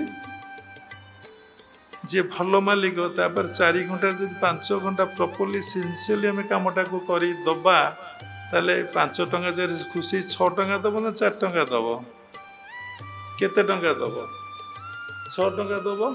ଦେଖନ୍ତୁ ଭଲ ଲୋକର ପୂଜା କରିବାକୁ ଆପଣ ଗଲେ, ସେ 5,000 1000 ଦେଇଦେବ, ଡବଲ ଦେଇଦେଉଛି, ଦେଇଦେଉନି? ଗୋଟେ ଭଲ ଲୋକର ତାର ଘର କାମ କଲେ ସେ 500 ଟଙ୍କା 700 800 ଦେଇଦେବ। ଭଗବାନ ହେଉଛନ୍ତି ଆଚ୍ଛା ମାଲିକ। ତାଙ୍କ ଦ୍ୱାରା ଯିଏ ଖଟିବ, ଜପ କରିବ, ଧ୍ୟାନ କରିବ, ପୂଜା କରିବ, ତାଙ୍କରି କଥା କହିବ, ତାଙ୍କ ପିତାର୍ଥେ କାମ କରି, ତାର କୌଣସି ଡିମାଣ୍ଡ ନଥିବ କି କିଛି ମନେ ନ, ମୋ ପ୍ରଭୁଙ୍କ ପାଇଁ ମୁଁ କାମ କରିବି। ତାକୁ କ'ଣ ମଜୁରୀ ମିଳିବ? ଏଇ କଥା ଜଣେ ବ୍ରହ୍ମଚାରୀ ଆମ ଆଶ୍ରମରେ ବୁଝିପାରିଲେନି। 24 ବର୍ଷ ରହିଲା ପରେ ଛାଡ଼ି ପଳେଇଲେ ସାଧନା କରିବାକୁ। କି ଯେଉଁ କର୍ମ କରୁଥିଲେ ସେ କର୍ମ ରେଜଲ୍ଟ କ'ଣ ନାହିଁ? ଜଣେ ମା ଗୋଟିଏ କଥା ରହିଗଲାଣି। ମା ମୋତେ ଜଣେ କହିଲେ, ସେ ସତ୍ସଙ୍ଗ ଶୁଣନ୍ତି, ଶୁଣିବେ, ବାବା ଆମ ଘରକୁ ଆସିବେ, କାଲି ଆସିବେ। ଆଜ୍ଞା ଆପଣ କହିଲେ ଯଥେଷ୍ଟ, କାଲି ଆସିବେ କହୁଛନ୍ତି, ଆପଣ ସେଟା ଅହଙ୍କାର। ଅହଙ୍କାରରେ ପ୍ରଭୁ ବନ୍ଧା ହେଇନା। ନିବେଦନ କର, ପ୍ରେୟାର କର, ଫର୍ମ ଆପ୍ଲାଏ କର, केतबले सांसन हम तुम व्याकुलता देखी से कथा से कहे काली हो पारन फेरिले आप आसवे सेटा भी हो पारन तुम्हें कही चल एग्जाम्पल देले माता ऋषि सबरुणी की कहीगले तुमर प्रभु रामचंद्र ए बाटे गला तुम कुड़िया देकी जीवे तुम कुड़िया बसी पाद पकेबे सेबेठारु ऋषि गुरु व्याख्या ऋषि कह सबरुणी विश्वास करी पथ पहरिबा गोबर लिपिबा फूल छिंचिबा जंगल फल सुंदर चाखिकी रखा कोटा मिठा कोटा खटा 12 वर्ष अतिवाहित होगा तापर प्रभु आसिले कथा सही थाऊ से गोटे पथर आम गोटे पहाड़ पकड़े पथर भांगिला ना से पहाड़टा कौन वृथा होगा दीटी पहाड़ प्रहार कले सेटा कौन वृथा होगा 5टा प्रहार कले सेटा कौन वृथा होगा 99 पहाड़ पकड़े पथर भांगिला ना से कौन वृथा होगा 100 पहाड़टा अरे पथर भांगिला कौन शेष पहाड़टा पथर को भांगी देइथिला अरे से तो हरिकृष्ण कथा कौन सब सत्संग शुणी जीव से बाबा से कृष्ण कथा राम कथा जगन्नाथ कथा से जोग कथा कहते मन हराए जाको से जाए हारी मनर बाना मनर चालाखी आप इति चमत्कार आपन जम्मा जापर ना से मन प्रश्न करना थरे थर श्री संभोग कलु पुणी आउ थे कौन आउ कौन गोटे छुआ आउ कौन अरे थरे तो खाइलु आउ कहीं खाऊ थरे तो टका रोजगार कलु आउ कहीं टका रोजगार करू खंडे जगह किनलु आउ खंडे जगह कौन दरकार गोटे प्लॉट बिल्डिंग कलु 10टा प्लॉट बिल्डिंग कौन दरकार जदि से विषय मन क्वेश्चन करूनी अनित्यटा को एत आदर आदर माड़ी बसी धरुची चिंता कर देखिए भागवत प्रसंग बहुत ऊर्धे अच्छे ताहले 100टा थरे केमती अटेंड करदे थरे केमती चलीगले थरे केमती साधना करदे केमिति मिलिबे या कौन संभव जब 80टा 10 वर्ष पढ़ला गोटे सर्टिफिकेट मिलूँ +2 क्लास 10th पास कल पुणी फर्स्ट डिविजन कि एवं जाओ डिविजन कौन नहीं परसेंटेज आम तो जानू बाबा पाठ पढ़ा सरला कि +2 पुणी 50%, 60%, 90%, +3 ये जो पाठ अच्छी तेणु भगवत जगत रे थरे प्रवेश कले 2 थर आसिले 5 थर आसिले 10 थर आसिले जो जन्म जन्मांतर कुसंस्कार आम भितर अच्छी जो पशुवृत्ति आम भितर अच्छी जो षडरिपु रही काम क्रोध लोभ मोह मद माश्चर्य से कौन सहजे पलैबे सहजे बसीभूत होइजिबे आपण जानुचंद ईश्वर सत्य जगत मिथ्या पिला दिन मिथ्या पछरे आपण गोड़े ना सत्य पछरे आपण गोड़े यू वैक्स योर कनसाइन तुम विवेक को पचारि देख तुम पुणी कुआडे जीव जानिन कौटी किभली स्थान मृत्यु हम जानिन एवं केमिति कौटी पड़ब जानिन कौन तुम अवस्था हम तुम्हें जानिन किंतु किति अनित को नित्यमणि विश्वजने साधंती निज अहित सबू जानिम भूल करिब पोट भलिया कंटा घास खाइब कुकुर भलिया हाड़ रकटिब देखुना कुकुर को जिते साबुन मारतु सांप लगातु जिते तेल लगातु सुंदर भाव में गाधे पोछि पाछि कुकुर को छाड़देवे समस्ते देखी कुकुर धूली रे गड़ब ना कौटी गड़ब कौटी कुकुर गड़ब कौटी गड़ब ये कथार अर्थ कौन आपन को जिते सत्संग करके बुझेले जिते सुंदर प्रसाद खाया देले जिते भगवत प्रसंग कहले जिते एग्जाम्पल आनी आप आगे थोइले सत कथा गुड़िक थोइले एठू तो उठे से भूल करेंगे आ भर भूल करने उठा पका केमी सरंता कि मोबाइल देखते जुआ बा कलिजुगर जुआ हूँ मोबाइल फोन क्या न देख जहाँ को देख जो रोड लोक चली 4टा झील जाऊँ जस्ट आसुदे से पड़े कि झुंटी पड़े ये मर्ज ये जदि भगवान प्रति आम हृदय प्रीतिभाव हाँ कौन न हाँ ଯେମିତି ତୁଳସୀଦାସ ସ୍ତ୍ରୀ ତୁଳସୀଦାସକୁ କହିଲେ ତୁମେ ମୋ ପାଇଁ ଯେତିକି ପାଗଳ, ମୋ ପାଇଁ ଯେତିକି ଅନ୍ଧ, ତୁମେ ମୋତେ ଯେତିକି ଭଲ ପାଇ ବସିଛ, ଗୋଟେ ମୁହୂର୍ତ୍ତ ମୋତେ ଛାଡ଼ି ପାରୁନ, ତୁମେ ଯେ ସେଇଭଳି ତୁମର କୂଳର ଇଷ୍ଟ ପ୍ରଭୁ ରାମଚନ୍ଦ୍ରକୁ ଏତିକି ଭଲ ପାଇବ, ତୁମେ ରାମଚନ୍ଦ୍ରଙ୍କୁ ପାଇଯିବ। ମନରେ ସମୟ ଆସିଗଲା, ବୈରାଗ୍ୟ ସମୟ ଆସିଲା। ସାଧାରଣ ପଦେ ପଦେ କଥାରେ ଏଭଳି ବୈରାଗ୍ୟ ଜନ୍ମେ ଯେ ଯେଉଁମାନେ ସାଧକ ଜନ୍ମାନ୍ତର ସାଧନା ରହିଛି ସେ ସବୁକିଛି ଭୁଲିଯାଏ, ଇଷ୍ଟ ଚିନ୍ତାରେ ନିମଗ୍ନ ଜପ ଧ୍ୟାନରେ ବୁଡ଼ିଯାଆନ୍ତି। ଯେମିତି ବିଲମଙ୍ଗଳରେ ହେଲା, ଯେମିତି ତୁଳସୀଦାସଙ୍କର ହେଲା। ଥରେ ଚିନ୍ତା କଲେ ଭାବିବେ, ତ୍ରେତୟା ଯୁଗରେ ପ୍ରଭୁ ରାମଚନ୍ଦ୍ର ଜନ୍ମ ଲୀଳା କରିଗଲେ, ତାପରେ ଦ୍ୱାପର ଗଲା, ଗୋଟେ ଯୁଗ ଲକ୍ଷ ଲକ୍ଷ ବର୍ଷ, ତାପରେ କଳି ପ୍ରବେଶ କଲା। 1600 ଖ୍ରୀଷ୍ଟାବ୍ଦର ତୁଳସୀଦାସଙ୍କର କଥା, ପ୍ରଭୁ କୃପା ହେଲେ କେମିତି ତ୍ରେତୟା ଯୁଗର କଥାଟା ଦେଖାଗଲା, ତାକୁ ସେ ଲେଖିଦେଲେ ରାମଚରିତ ମାନସ। ବାଲ୍ମୀକି ରାମାୟଣ ଠାରୁ ଯେତେ ରାମାୟଣ ଅଛି ସବୁଠାରୁ ଟପ୍ ରାମାୟଣ ହେଲା ତୁଳସୀଦାସଙ୍କ ରାମାୟଣ। ଆମର ଏ କଥା ଉପରେ ବିଶ୍ୱାସ ରହୁଛି? ଜମା ଆମେ ଏଭଳି ଅଜ୍ଞାନତା ଭିତରେ ଅଛେ, ଜମା ତ ବିଶ୍ୱାସ ହଉନି କୌଣସି କଥା। ଆମେ ଖଟିବୁ ଖାଇବୁ, ସବୁ କଥା ରହିଗଲାଣି। ମନେ ପଡ଼ୁଛି କଥା ପ୍ରସଙ୍ଗ ଭିତରେ, କହିଲେ ଯିବା, କହିଲେ ଚାଲ। କ'ଣ କିଣିବା? ଘଣ୍ଟା କିଣିବା। ସମୟ ସଂଯମ ଆମର ନାହିଁ। ଆମେ ସମୟଟା ଭାରି ଇମ୍ପୋର୍ଟାଣ୍ଟ। ସବୁ ଜିନିଷ ଫେରିଲେ ଆସିବ, ସମୟ ସରିଲା ଆସିବ। ସମୟ ଜୁଆର କାହାକୁ ଅପେକ୍ଷା କରିଛି? ଆମେ କେବେ ସମୟ ପାଇଁ ବ୍ୟସ୍ତ ହେଇନି। ଗପୁଛେ ଗପୁଛେ, ଶୋଇଛେ ଶୋଇଛେ, ଦେଖୁଛେ ବୁଲୁଛେ ବୁଲୁଛେ, କେବେ ଆମେ ସମୟ ଉପରେ ନଜର ରଖିନେ। ଯେଉଁମାନେ ବଡ଼ ବଡ଼ ବ୍ୟକ୍ତିତ୍ୱର ଅଧିକାରୀ ସେମାନେ ପର୍ଟିକୁଲାର ଟାଇମ୍ଟାକୁ ମେଣ୍ଟେନ୍ କରନ୍ତି। 8ଟାରେ ଶୋଇବେ ଶୋଇବେ, 12ଟାରେ ଉଠିବେ ମାନେ 12ଟାରେ ଉଠିବେ।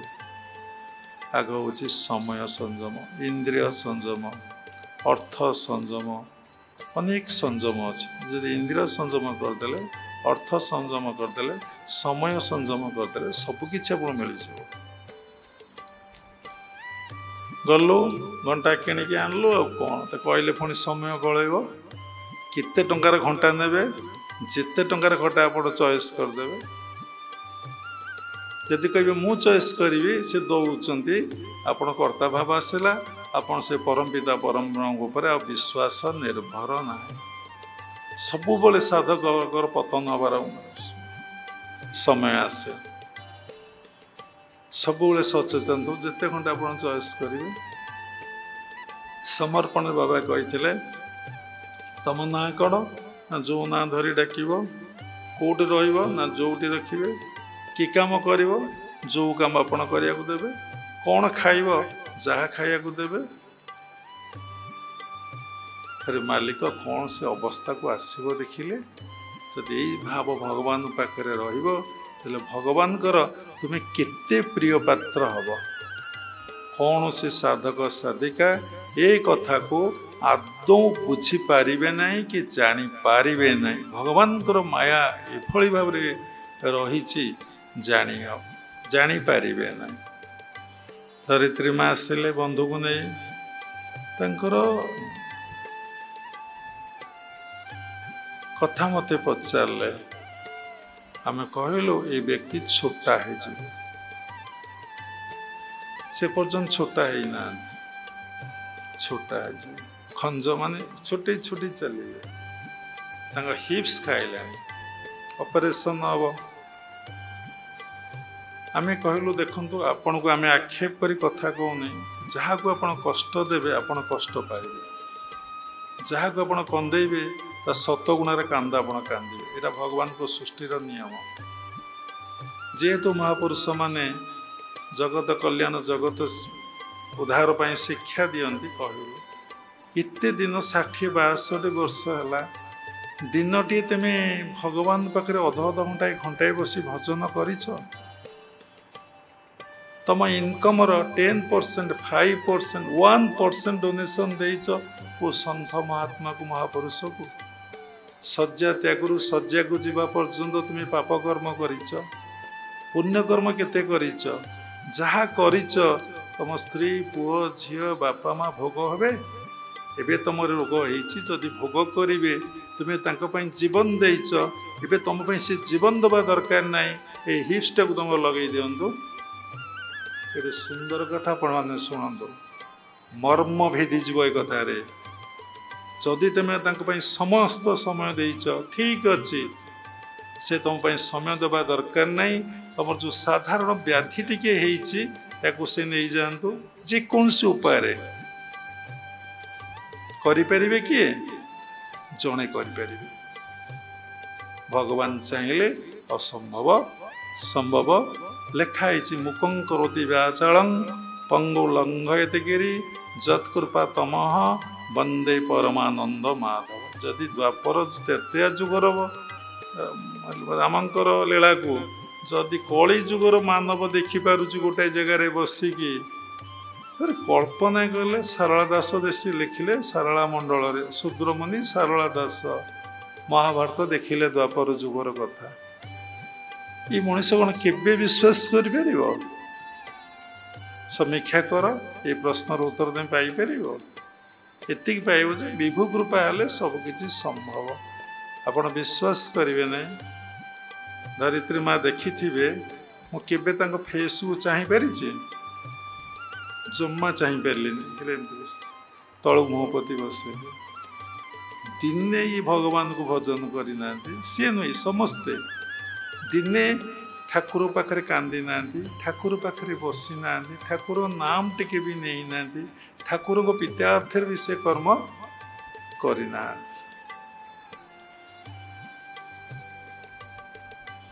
एबे जदि साधु कहती महात्मा कहती डाकिले से शुणे से कहते आपना लोकर डाक से शुणती मोर भकत मोर मित भकत जने बस मुई तार रक्षणे मोर देही ता देह को रक्षा मु चिंता करुच्ची भगवान कहते। बहुत लोग प्रश्न करती बाबा आपन टिके देहर जत्न नौना जदि मु समर्पित तांको सेवारे मो मन प्राण रही मु पुणी मो देहर जत्न कौन नेबी पुणी से माने कहे देह थे सबकि ना सेटा तो सत्य ए देह थे सर्वपाई जल जेसने चंद्र चाई जो जे समर्पित हुए ता भीतर इंटुएशन अंतर प्रेरणा न आसिले से कौन सी जगह को जापारती ना गोड़ इठू सेटिकी बाहर ना। बाबा आरथरिक कथा प्रसंग में कही जोगानंद गोड़ भांगी जाइए फुली सत्य हाड़ भांगी जाइए घर सजाड़ू सजाड़ू भारी जिनस पाद पर पड़गला हाड़ी भांगीगला असह्य जंत्रणा जिते शिष्य भक्त मैंने रिक्वेस्ट कर जोगानंद आउ जाइना मेडिकल पचारे कहीं आप जाऊना जेहेतु मु समर्पित मो भीतर प्रेरणा आसुने जीवाई से मो भीतर प्रेरणा दौना मुझे जीवी सी जानी मो गोड़ भांगी मुझे बंची सभा को स्पीच दबा को बाहर निमंत्रण आसी जोता मोजा पिंधे ठंडा देश ना अमेरिका पिंधे कि चलला गोड़ ठीक हो जाए प्रेरणा हूँ से जीवाई केमी भंगा पादे जीवे से कथा जगत जननी जानती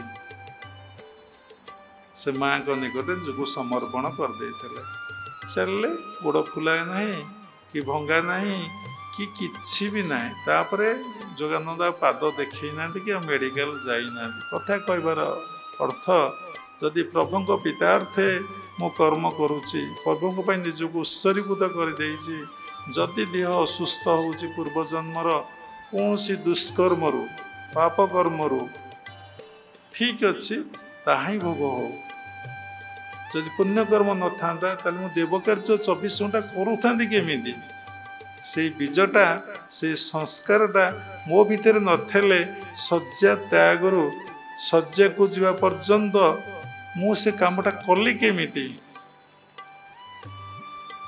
आम भाविलु मत घंटाटा सीना से देले ठीक अच्छे मो कालिया ठाकुर मु गोटे कौन निश्चिंत डिसेम्बर 9 करदेवी गोटे सेम गोटे सुनाटे कि घंटाटे कौन टे गोटे देदेवी बापा सब भक्त भगवान को लीला और खेला चले ताही भक्त बुझीपे। तेणु जिते ज्ञान अच्छी जदि आपणकर अनुभव नहीं आपणकर किछि नहीं। तेणु से लगी उद्धव को भगवान कहले, उद्धव पचार प्रभु मुझे केमिति जानिबी ना जीवर गति अनुभव उद्धवे कहले माधव। आपण किए गोटे खाया देला आप सी खाया देला सरीगला आपण भाव से प्रभु आनी मत खाया देले आहा देखु भाव परिवर्तन होगा। भावरु भक्ति हो जातरे भावरु भक्ति हो जात जदि भाव नहीं भक्ति आसो ना। तेणु भक्तिटा तो साधारण कथा नुहे। जो मन हृदय शुद्धि निर्मल हो जाए प्रभु नाम जप ध्यान मन निमग्न हो जाए से प्रभु को प्रत्येक मुहूर्त साधक अनुभव करे, प्रत्येक मुहूर्त अनुभव कर।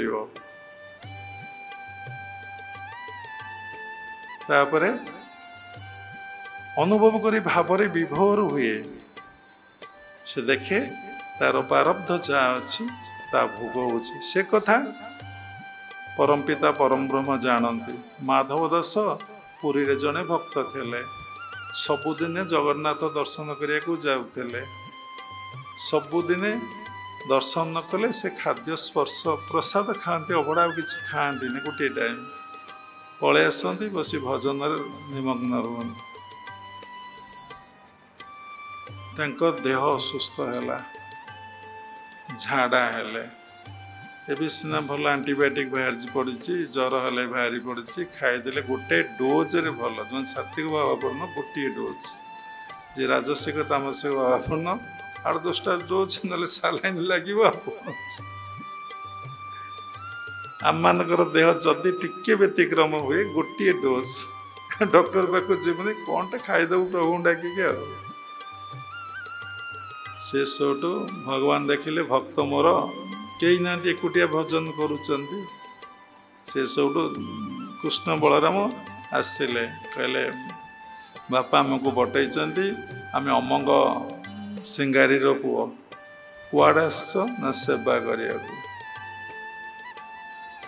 सेवा चलला। माधव दास सुस्थ हब पर्यंत पिला झाड़ा परिश्रा रोषे कर खाया दबा सब कम कले।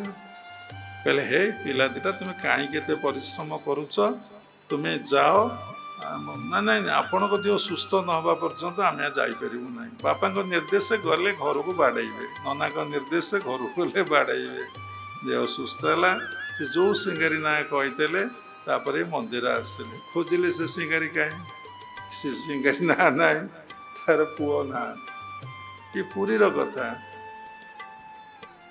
हतवाक्य ही पड़े अरे ये सिंगारी नहीं आर पुओ भी नहांती ये किए जाइथिले ये किए जाइथिले कौन ये कृष्ण बलराम जगन्नाथ आ बलभद्र जाइथिले पुणी मोर सेवा पुणी झाड़ा परिश्रा सेवा पुणी रोषे करी खाया को दबा मो गोड़ हाथ सेवा चिपी दबा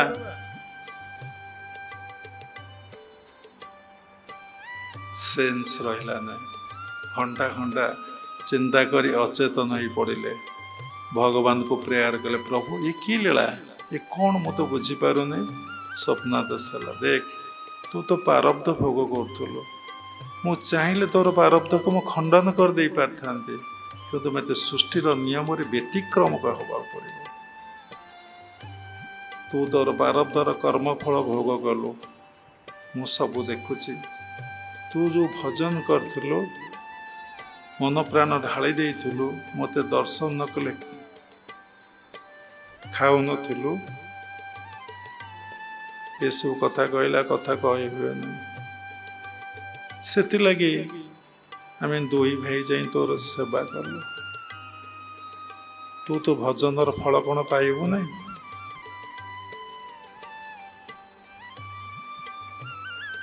तू कौन तोर प्रारब्धर फल भोग करू नहीं। साधारण लोकर धारणा जदि गोटे साधु को कौन से रोग है अरे से बाबाजी कहीं रोग भोगुची ବାବାଜୀର ନିଶ୍ଚିନ୍ତ ଦୁଷ୍କର୍ମ ଅଛି। କେଉଁ ଜନ୍ମରେ କୁକର୍ମ ରହିଯାଇଛି, ପୁଣ୍ୟକର୍ମ ଥବାରୁ ସାଧୁ ହେଇଛି, ଭଜନରେ ରତ ଅଛି, ସେ କୁଆଡ଼େ ଯିବ?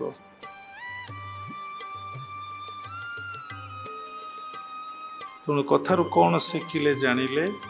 ଆପଣ ଆପଣଙ୍କ କର୍ମ କରି ଚାଲନ୍ତୁ। ଉପସ୍ଥାପନା ଶାରଦା ବାବୁ ଅନୁସାରେ ପୁରୀରେ କଲେ। ଆସନ ବିଷୟରେ ଜାଣିଛନ୍ତି? କେତୋଟି ଆସନ, କେଉଁ ଆସନ କରାଯାଏ, ପାତଞ୍ଜଳ କ'ଣ? ଏ କଥା ତୁମକୁ କହିଲା କିଏ? ଏ କଥା ତୁମକୁ ଶିଖେଇ ଦେଲା କିଏ? ଏ କଥା ତୁମକୁ ଜଣେଇ ଦେଲା କିଏ? ଯିଏ ଶିଖେଇ ଦେଲା, ଯିଏ ଜଣେଇ ଦେଲା, ଯିଏ କହିଦେଲା, ତା କଥା ଆଗ ଉପସ୍ଥାପନା କରିଛ କି? ମୁଁ ଦୀକ୍ଷା ନେବା ପୂର୍ବରୁ କ'ଣ ଥିଲି, ଦୀକ୍ଷା ନେଲା ପରେ ଆଜି ମୁଁ କ'ଣ ହେଇଛି? ମୁଁ ଆଜି ଗୁରୁଙ୍କର ସେବା କରିବାରୁ କି ଗୁରୁଙ୍କ ଉପଦେଶ ପାଳନ କରିବାରୁ କି ଗୁରୁଙ୍କ କଥାରେ ଗୁରୁତ୍ୱ ଦେବାରୁ ମୁଁ ଆଜି କେତେ ବାଟ ଆଗେଇଛି। ମୋର ଆଜି ମନର କ'ଣ ପରିବର୍ତ୍ତନ ହେଇଛି, ମୋ ଘରର କ'ଣ ପରିବର୍ତ୍ତନ ହେଇଛି, ମୋ ପରିବେଶର କ'ଣ ପରିବର୍ତ୍ତନ ହେଇଛି। ଆଜି ମୁଁ କେଉଁ ସ୍ତରରେ ପହଞ୍ଚିଛି, ଆଉ ମୋ ଗୁରୁଦେବଙ୍କ ଇଚ୍ଛା ମୋତେ କେଉଁଠି ନେଇ ପହଞ୍ଚେଇବେ? ଯେଉଁଠୁ ମୁଁ ଆସିଥିଲି ସେଇଠିକି ସେ ମୋତେ ପହଞ୍ଚେଇ ଦେବେ। ମୋ ଭିତରେ ଆଗ ସାତ୍ତ୍ୱିକ ଭାବକୁ ସେ ଜାଗ୍ରତ କରେଇବେ, ବିଶୁଦ୍ଧ ସାତ୍ତ୍ୱିକ ଭାବକୁ ଜାଗ୍ରତ କରେଇବେ। ବିଶୁଦ୍ଧ ସାତ୍ତ୍ୱିକ ଭାବରୁ ମୋତେ ସେ ଊର୍ଦ୍ଧ୍ୱଗାମୀ କରେଇ ପରମପିତା ପରମବ୍ରହ୍ମଙ୍କ ସହିତ ମୋତେ ସେ ମିଳନ କରେଇଦେବେ। ମୋ ଗୁରୁ ମୋ ପାଇଁ ସର୍ବସ୍ୱ, ମୋ ଗୁରୁ ମୋ ପାଇଁ ଜୀବନ, ମୋ ଗୁରୁ ମୋ ପାଇଁ ପ୍ରାଣ। ଗୁରୁଙ୍କ କୃପାରୁ ମୁଁ ଆଜି ଏତିକି କଥା ଜାଣିଛି, ଶିଖିଛି। ଆଉ ଯଦି ଗୁରୁଙ୍କୁ ଶ୍ରଦ୍ଧା କରିବି, ବିଶ୍ୱାସ କରିବି, ଭକ୍ତି କରିବି, ନିର୍ଭର କରିବି, ଭରସା ରଖିବି, ନିଶ୍ଚିନ୍ତ ଭାବରେ ମୋ ଗୁରୁ ମୋତେ ନେଇ ସେଇ ମୂଳ ଉତ୍ସରେ ପହଞ୍ଚେଇ ଦେବେ। ଏ କଥା ଜଣା ନାହିଁ, ସ୍ପିଚ୍ ଦିଆହେଉଛି କ'ଣ? ମନ, ବୁଦ୍ଧି, ବିବେକ, ଜ୍ଞାନ ତୁମକୁ ଶିଖିଲା କିଏ? ତୁମେ ଜାଣିଛ ମନ କ'ଣ? କହିପାରିବ? ସେ ସ୍ତରକୁ ଯାଇଛ? ଘଣ୍ଟା ଘଣ୍ଟା ମନ ଉପରେ କହିପାରିବ? ବୁଦ୍ଧି ଉପରେ କହିପାରିବ? ବିବେକ ଉପରେ କହିପାରିବ? ଜ୍ଞାନ ଉପରେ ତୁମେ କଥା କହିପାରିବ? ଗୁରୁ କୃପା ବିନା ଜ୍ଞାନ ନ ଜନ୍ମେ ହୃଦୟରେ, ଗୁରୁ କୃପା ବିନା ମୁକ୍ତି ନ ମିଳେ ଅନ୍ୟରେ, ଗୁରୁଙ୍କ ବିନା ମନରୁ ସଂଶୟ ନ ଦୂରେ, ଗୁରୁ ଆଜ୍ଞା ଗରିୟସୀ ଚିନ୍ତ ବିଶ୍ୱାସରେ। ତେଣୁ ଭଗବାନଙ୍କର ଡାଇରେକ୍ଟ କେତେବେଳେ ଆସିନାହାନ୍ତି। ଯେମିତି ମାଧବ ଦାସ ପାଖକୁ ମନୁଷ୍ୟ ରୂପରେ ଆସି ସେବା କରି ଦେହ ସୁସ୍ଥ ପରେ ପଳେଇଲେ, ସେମିତି ତୁମ ସମ୍ମୁଖରେ ଗୁରୁ ଉପସ୍ଥିତ ହେଇଛନ୍ତି। ତୁମର ସନ୍ଦେହ ସଂଶୟ ଦୂରେଇ ଦେବେ, ତୁମ ସାଧନା ମାର୍ଗରେ ଆଗେଇ ନେବେ। ତାଙ୍କର ଉପସ୍ଥାପନା ନ କରି, ତାଙ୍କରି କଥା ଦିପଦ ନ କହି ମୁଁ ମୋର ଦାମ୍ଭିକତା, କୌଣସି ଭୁଲ ଉପସ୍ଥାପନା କରି ପକାଇଲେ। କାହିଁକି ନା ତାଙ୍କର ସେଇ ସଂସ୍କାର ଭିତରେ ନାହିଁ। ଯେଉଁ ସଂସ୍କାର ଥିଲା ତା ଫୁଟିକି ବାହାରିଲା। ସେଇଠି ଗୁରୁ ବସି ଶୁଣୁଥିଲେ ଆଉ ଦେଖୁଥିଲେ। କିଭଳି ସଂସ୍କାର ଆପଣ ଭିତରେ ସଞ୍ଚିତ ହିଁ ଅଛି। ତେଣୁ ଆମର ଜନ୍ମ ସେଇ ମୂଳାଧାରରୁ ଶେଷ ହେବ ସେଇ ସହସ୍ରାରେ। ସତରେ କ'ଣ ଏ ଜନ୍ମରେ ମୁଁ ଅର୍ଥ ଚିନ୍ତାରୁ ମୁକ୍ତ ହେବି? କିଏ ମୁକ୍ତ ହେଇପାରିବ? ଅର୍ଥ ସତ୍ ପଥରେ ରୋଜଗାର ହଉ, ସତ୍ ପଥରେ ଖର୍ଚ୍ଚ ହଉ, କିଛି ଯାଏ ଆସେ ନାହିଁ। ଧନ ଅର୍ଜନେ ଧର୍ମ କରି, ଧର୍ମେ ପ୍ରାପତ ନର ହରି। ମୁଁ ଯେଉଁ ଧନ ରୋଜଗାର କଲି ତାକୁ ଧର୍ମ ବାଟରେ ରୋଜଗାର କରିବି, ଆଉ ଧର୍ମ କାର୍ଯ୍ୟରେ ମୁଁ ଲଗେଇବି। ଚତୁର୍ବର୍ଗ ଫଳ ପ୍ରାପ୍ତି ପାଇଁ ମଣିଷର ଜନ୍ମ ଶାସ୍ତ୍ରରେ ଲେଖା ଅଛି। କ'ଣ ନା ଧର୍ମ, ଅର୍ଥ, କାମ ଆଉ ମୋକ୍ଷ। ପ୍ରଥମ ଧନ କହିଲେ ନା ଶାସ୍ତ୍ର ଆଗ ଧର୍ମ କହିଲା? ଯଦି ଧର୍ମ ତମ ପାଖରେ ନାହିଁ, ଯେଉଁ ଧନ ଆସିବ ସିଏ କେବେ ଧର୍ମ କାର୍ଯ୍ୟରେ ଲାଗିପାରିବ ନାହିଁ। ଲାଗିଛି କି? ଆପଣଙ୍କର ଯେଉଁ ଧର୍ମ ନାହିଁ, ଆପଣଙ୍କର ପଇସା, ଆପଣଙ୍କର ପୁଅ ଝିଅ ବନ୍ଧୁବାନ୍ଧବ ପାଇଁ ଦେବା ନେବା, ସେ 5,000 ଦେଇଥିଲା, 5,000 100 ଦେବି କି 49 ଦେବି? ବନ୍ଧୁ ତୁମେ ମୋର, तुम परि बंधु किए से होइब दूतपणे हस्तिनापुर जीव ये संसार जेते बंधु तबा नवा बंधु नदेले किए कहार देखुना गोटे बंधु घर जा सी आपन को देइछि आपण ताको देलेनी दिन थर गले देखु प्रथम थर भाव देखु सेकेंड थर भाव देखु थर्ड थर भावटा को देखु व्यक्ति की देखु ना सतरे आम पैसा रोजगार करुचे आम जहाँ खर्च कले पिला रखिले से कौन आमर जहाँ आम देगले सत्पात्र पात्र से आमर साथी रे संबल रख पूर्ण धन गोपने अति जतने मन चाल निज निकेतने संसार विदेशे विदेशी रवेशे भ्रम किंपा अकारणे जड़े साधु थे आम पाखु जाऊलु पुरी रे बलिया पंडारे आज तांकरी आशीर्वाद जगन्नाथ आशीर्वाद रे बलिया पंडारे आश्रम है प्रति कथा पदे पदे से हसंती एत सुंदर हस हसंती आम बसी हसु से कहते जीव अज्ञान भाव देख सब एकादश स्कंदर कहते दुख को मणे महासुख से कथार एत दूर अर्थ को मान गभीरतम प्रदेश को चली जाती जे से कथा भितर खिली खिली बाजी हसबे बहुत समय जहाँ को देखंतु समस्ते अज्ञानतार अच्छा समस्ते अहंकार अच्छा जड़े क्रियावान कहले आज्ञा से अहंकार अच्छे ना कहबी नहीं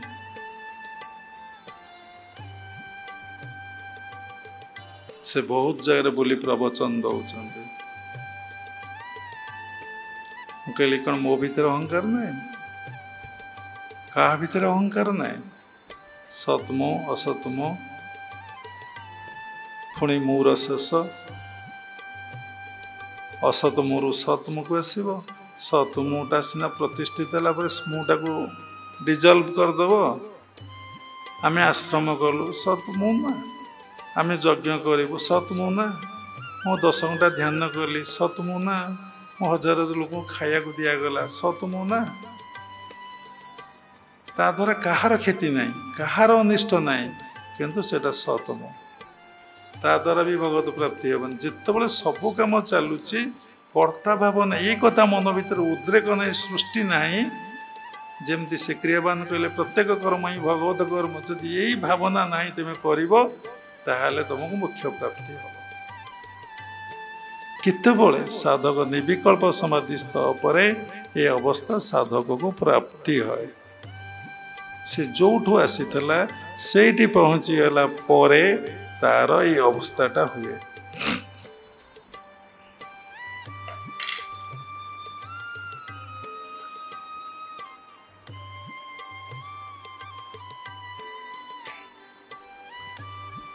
तेणु सतरे कौन ए जन्म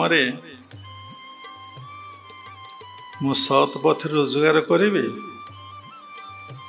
जहाँ रोजगार करी ता साधु सन्त भक्तों सेवार लगेबी साधु सन्त कथा कहले भल नुहे भक्तों सेवार मु लगेबी भक्त किए जी सबकि छाड़ी भगवान को भजन रे बसी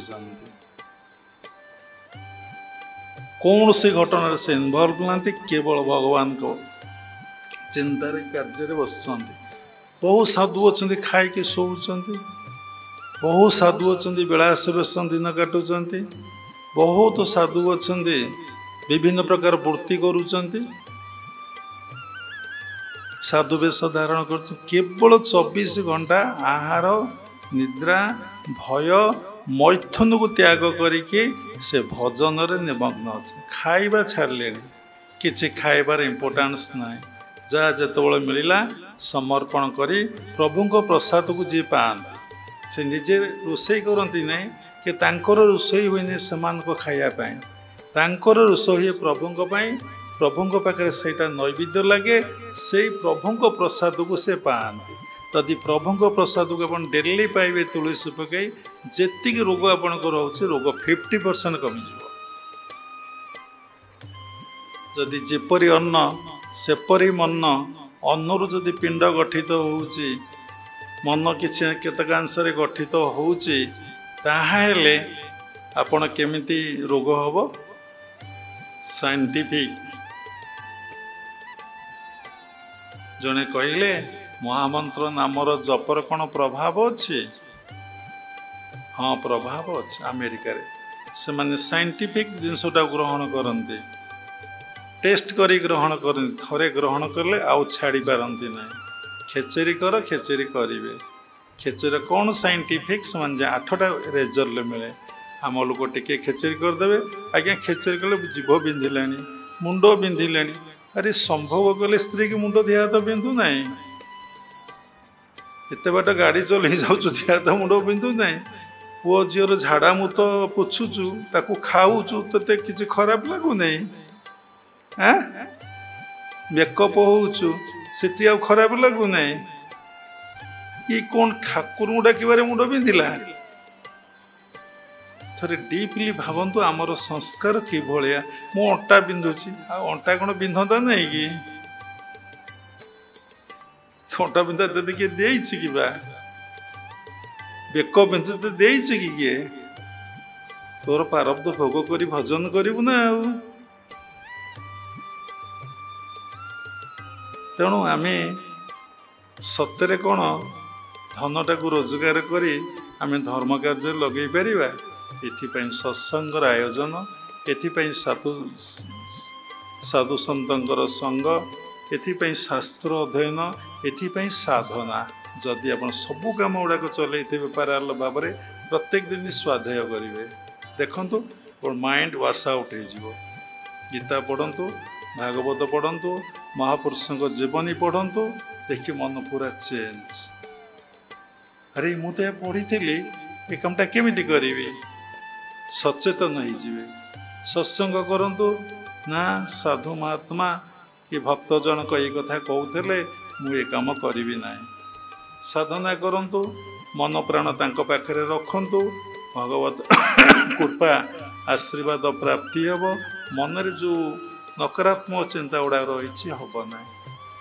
ଯଦି ଶାସ୍ତ୍ର ଅଧ୍ୟୟନ କରିବେ, ସାଧନା ନ କରିବେ, ଆଉ ସାଧୁ ସଙ୍ଗ ନ କରିବେ, ମନରେ ରାଜସିକ ତାମସିକ ଭାବ ବୃଦ୍ଧି ପାଇବାରେ ନିଶ୍ଚିନ୍ତ ଲାଗିବ। ଆପଣ କେବେ ଭଗବତ ମାୟାରୁ କେବେ ଉଦ୍ଧାର ହେଇପାରିବେ ନାହିଁ। ତେଣୁ ଧନ ଚିନ୍ତା ଛାଡ଼ିଲେ ଯାଇକି ଆପଣ ଧନ ରୋଜଗାର କରିବେ ସତ୍ ବାଟରେ, ସତ୍ କାର୍ଯ୍ୟରେ ଲଗେଇବେ।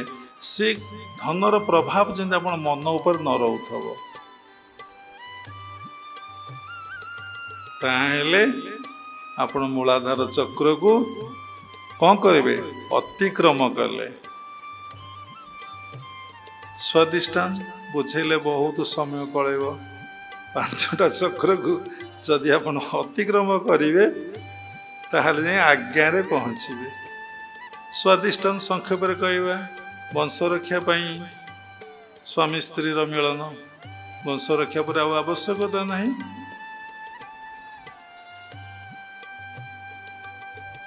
ଆପଣ ଯଦି ଅନ୍ତର ମିଳନ ହେଉଥିବେ, ବହିରୀ ମିଳନ କରିବା ପାଇଁ ଆଉ ଇଚ୍ଛା ହେବ ନାହିଁ। ସ୍ପଣ୍ଟାନିୟସ୍। ଯଦି ସ୍ୱାମୀ ସ୍ତ୍ରୀ ଉଭୟ ଆଶ୍ରିତ ହୋଇକି ସାଧନାରେ ରହିବେ, ନିଶ୍ଚିନ୍ତ ଭାବରେ ଆପଣଙ୍କୁ ଭଗବତ କୃପା ହେବ। ଆପଣ ସେ ମିଳନର ଆବଶ୍ୟକତା ରହିବ ନାହିଁ। ସେପରି ଖାଦ୍ୟ, ସାତ୍ୱିକ ଖାଦ୍ୟ, ରାଜସିକ ଖାଦ୍ୟ, ତାମସିକ ଖାଦ୍ୟ। ଯଦି ଆପଣ ସାତ୍ୱିକ ଖାଦ୍ୟ ଖାଇବେ, ଠିକ୍ ଅଛି, କ'ଣ ଖାଇବେ ଚିନ୍ତା କରିବେ ନାହିଁ। ଯେଉଁଦିନ ଯାହା ମିଳିଲା ତା ସମର୍ପଣ କରିବେ, ଆପଣ ପ୍ରସାଦ ପାଇବେ। ଖାଦ୍ୟ ଖାଇବାଟା ଆପଣ ଛାଡ଼ିବେ। ଯଦି କେଉଁଠି ଫଳ ମିଳିଲା କି ସରବତ ମିଳିଲା କି ପଇଡ଼ ମିଳିଲା, ତ ସମର୍ପଣ କରିବେ, ପ୍ରଭୁଙ୍କୁ ପାଇବେ। ସବୁ ସମୟରେ ଆପଣ ପ୍ରସାଦ ପାଇବା ପାଇଁ ଚେଷ୍ଟା କରନ୍ତୁ। ଖାଦ୍ୟ ଖାଇବା ପାଇଁ କେତେବେଳେ ଚେଷ୍ଟା କରନ୍ତୁ ନାହିଁ। ସେଇ କଥାକୁ କ'ଣ କରାଯାଏ ନା, ଧର୍ମ ଜଗତରେ ପ୍ରବେଶ କଲା ପରେ ସେ କଥାଟାକୁ ରୂପାନ୍ତରିତ କରି ଦିଆଯାଏ। ପୋଷାକ ପିନ୍ଧିବାକୁ ମନା କରାଯାଏ ନାହିଁ, ସାତ୍ୱିକ ପୋଷାକ ପିନ୍ଧିବାକୁ କୁହାଯାଏ। ଖାଦ୍ୟ ଖାଇବାକୁ ମନା କରାଯାଏନି, ସାତ୍ୱିକ ଖାଦ୍ୟ ଖାଇବାକୁ କୁହାଯାଏ। ସମ୍ଭୋଗ କରିବାକୁ ମନା କରାଯାଏନି, ସାତ୍ୱିକ ସମ୍ଭୋଗ କେମିତି ହେବ ସେ କଥା କୁହାଯାଏ।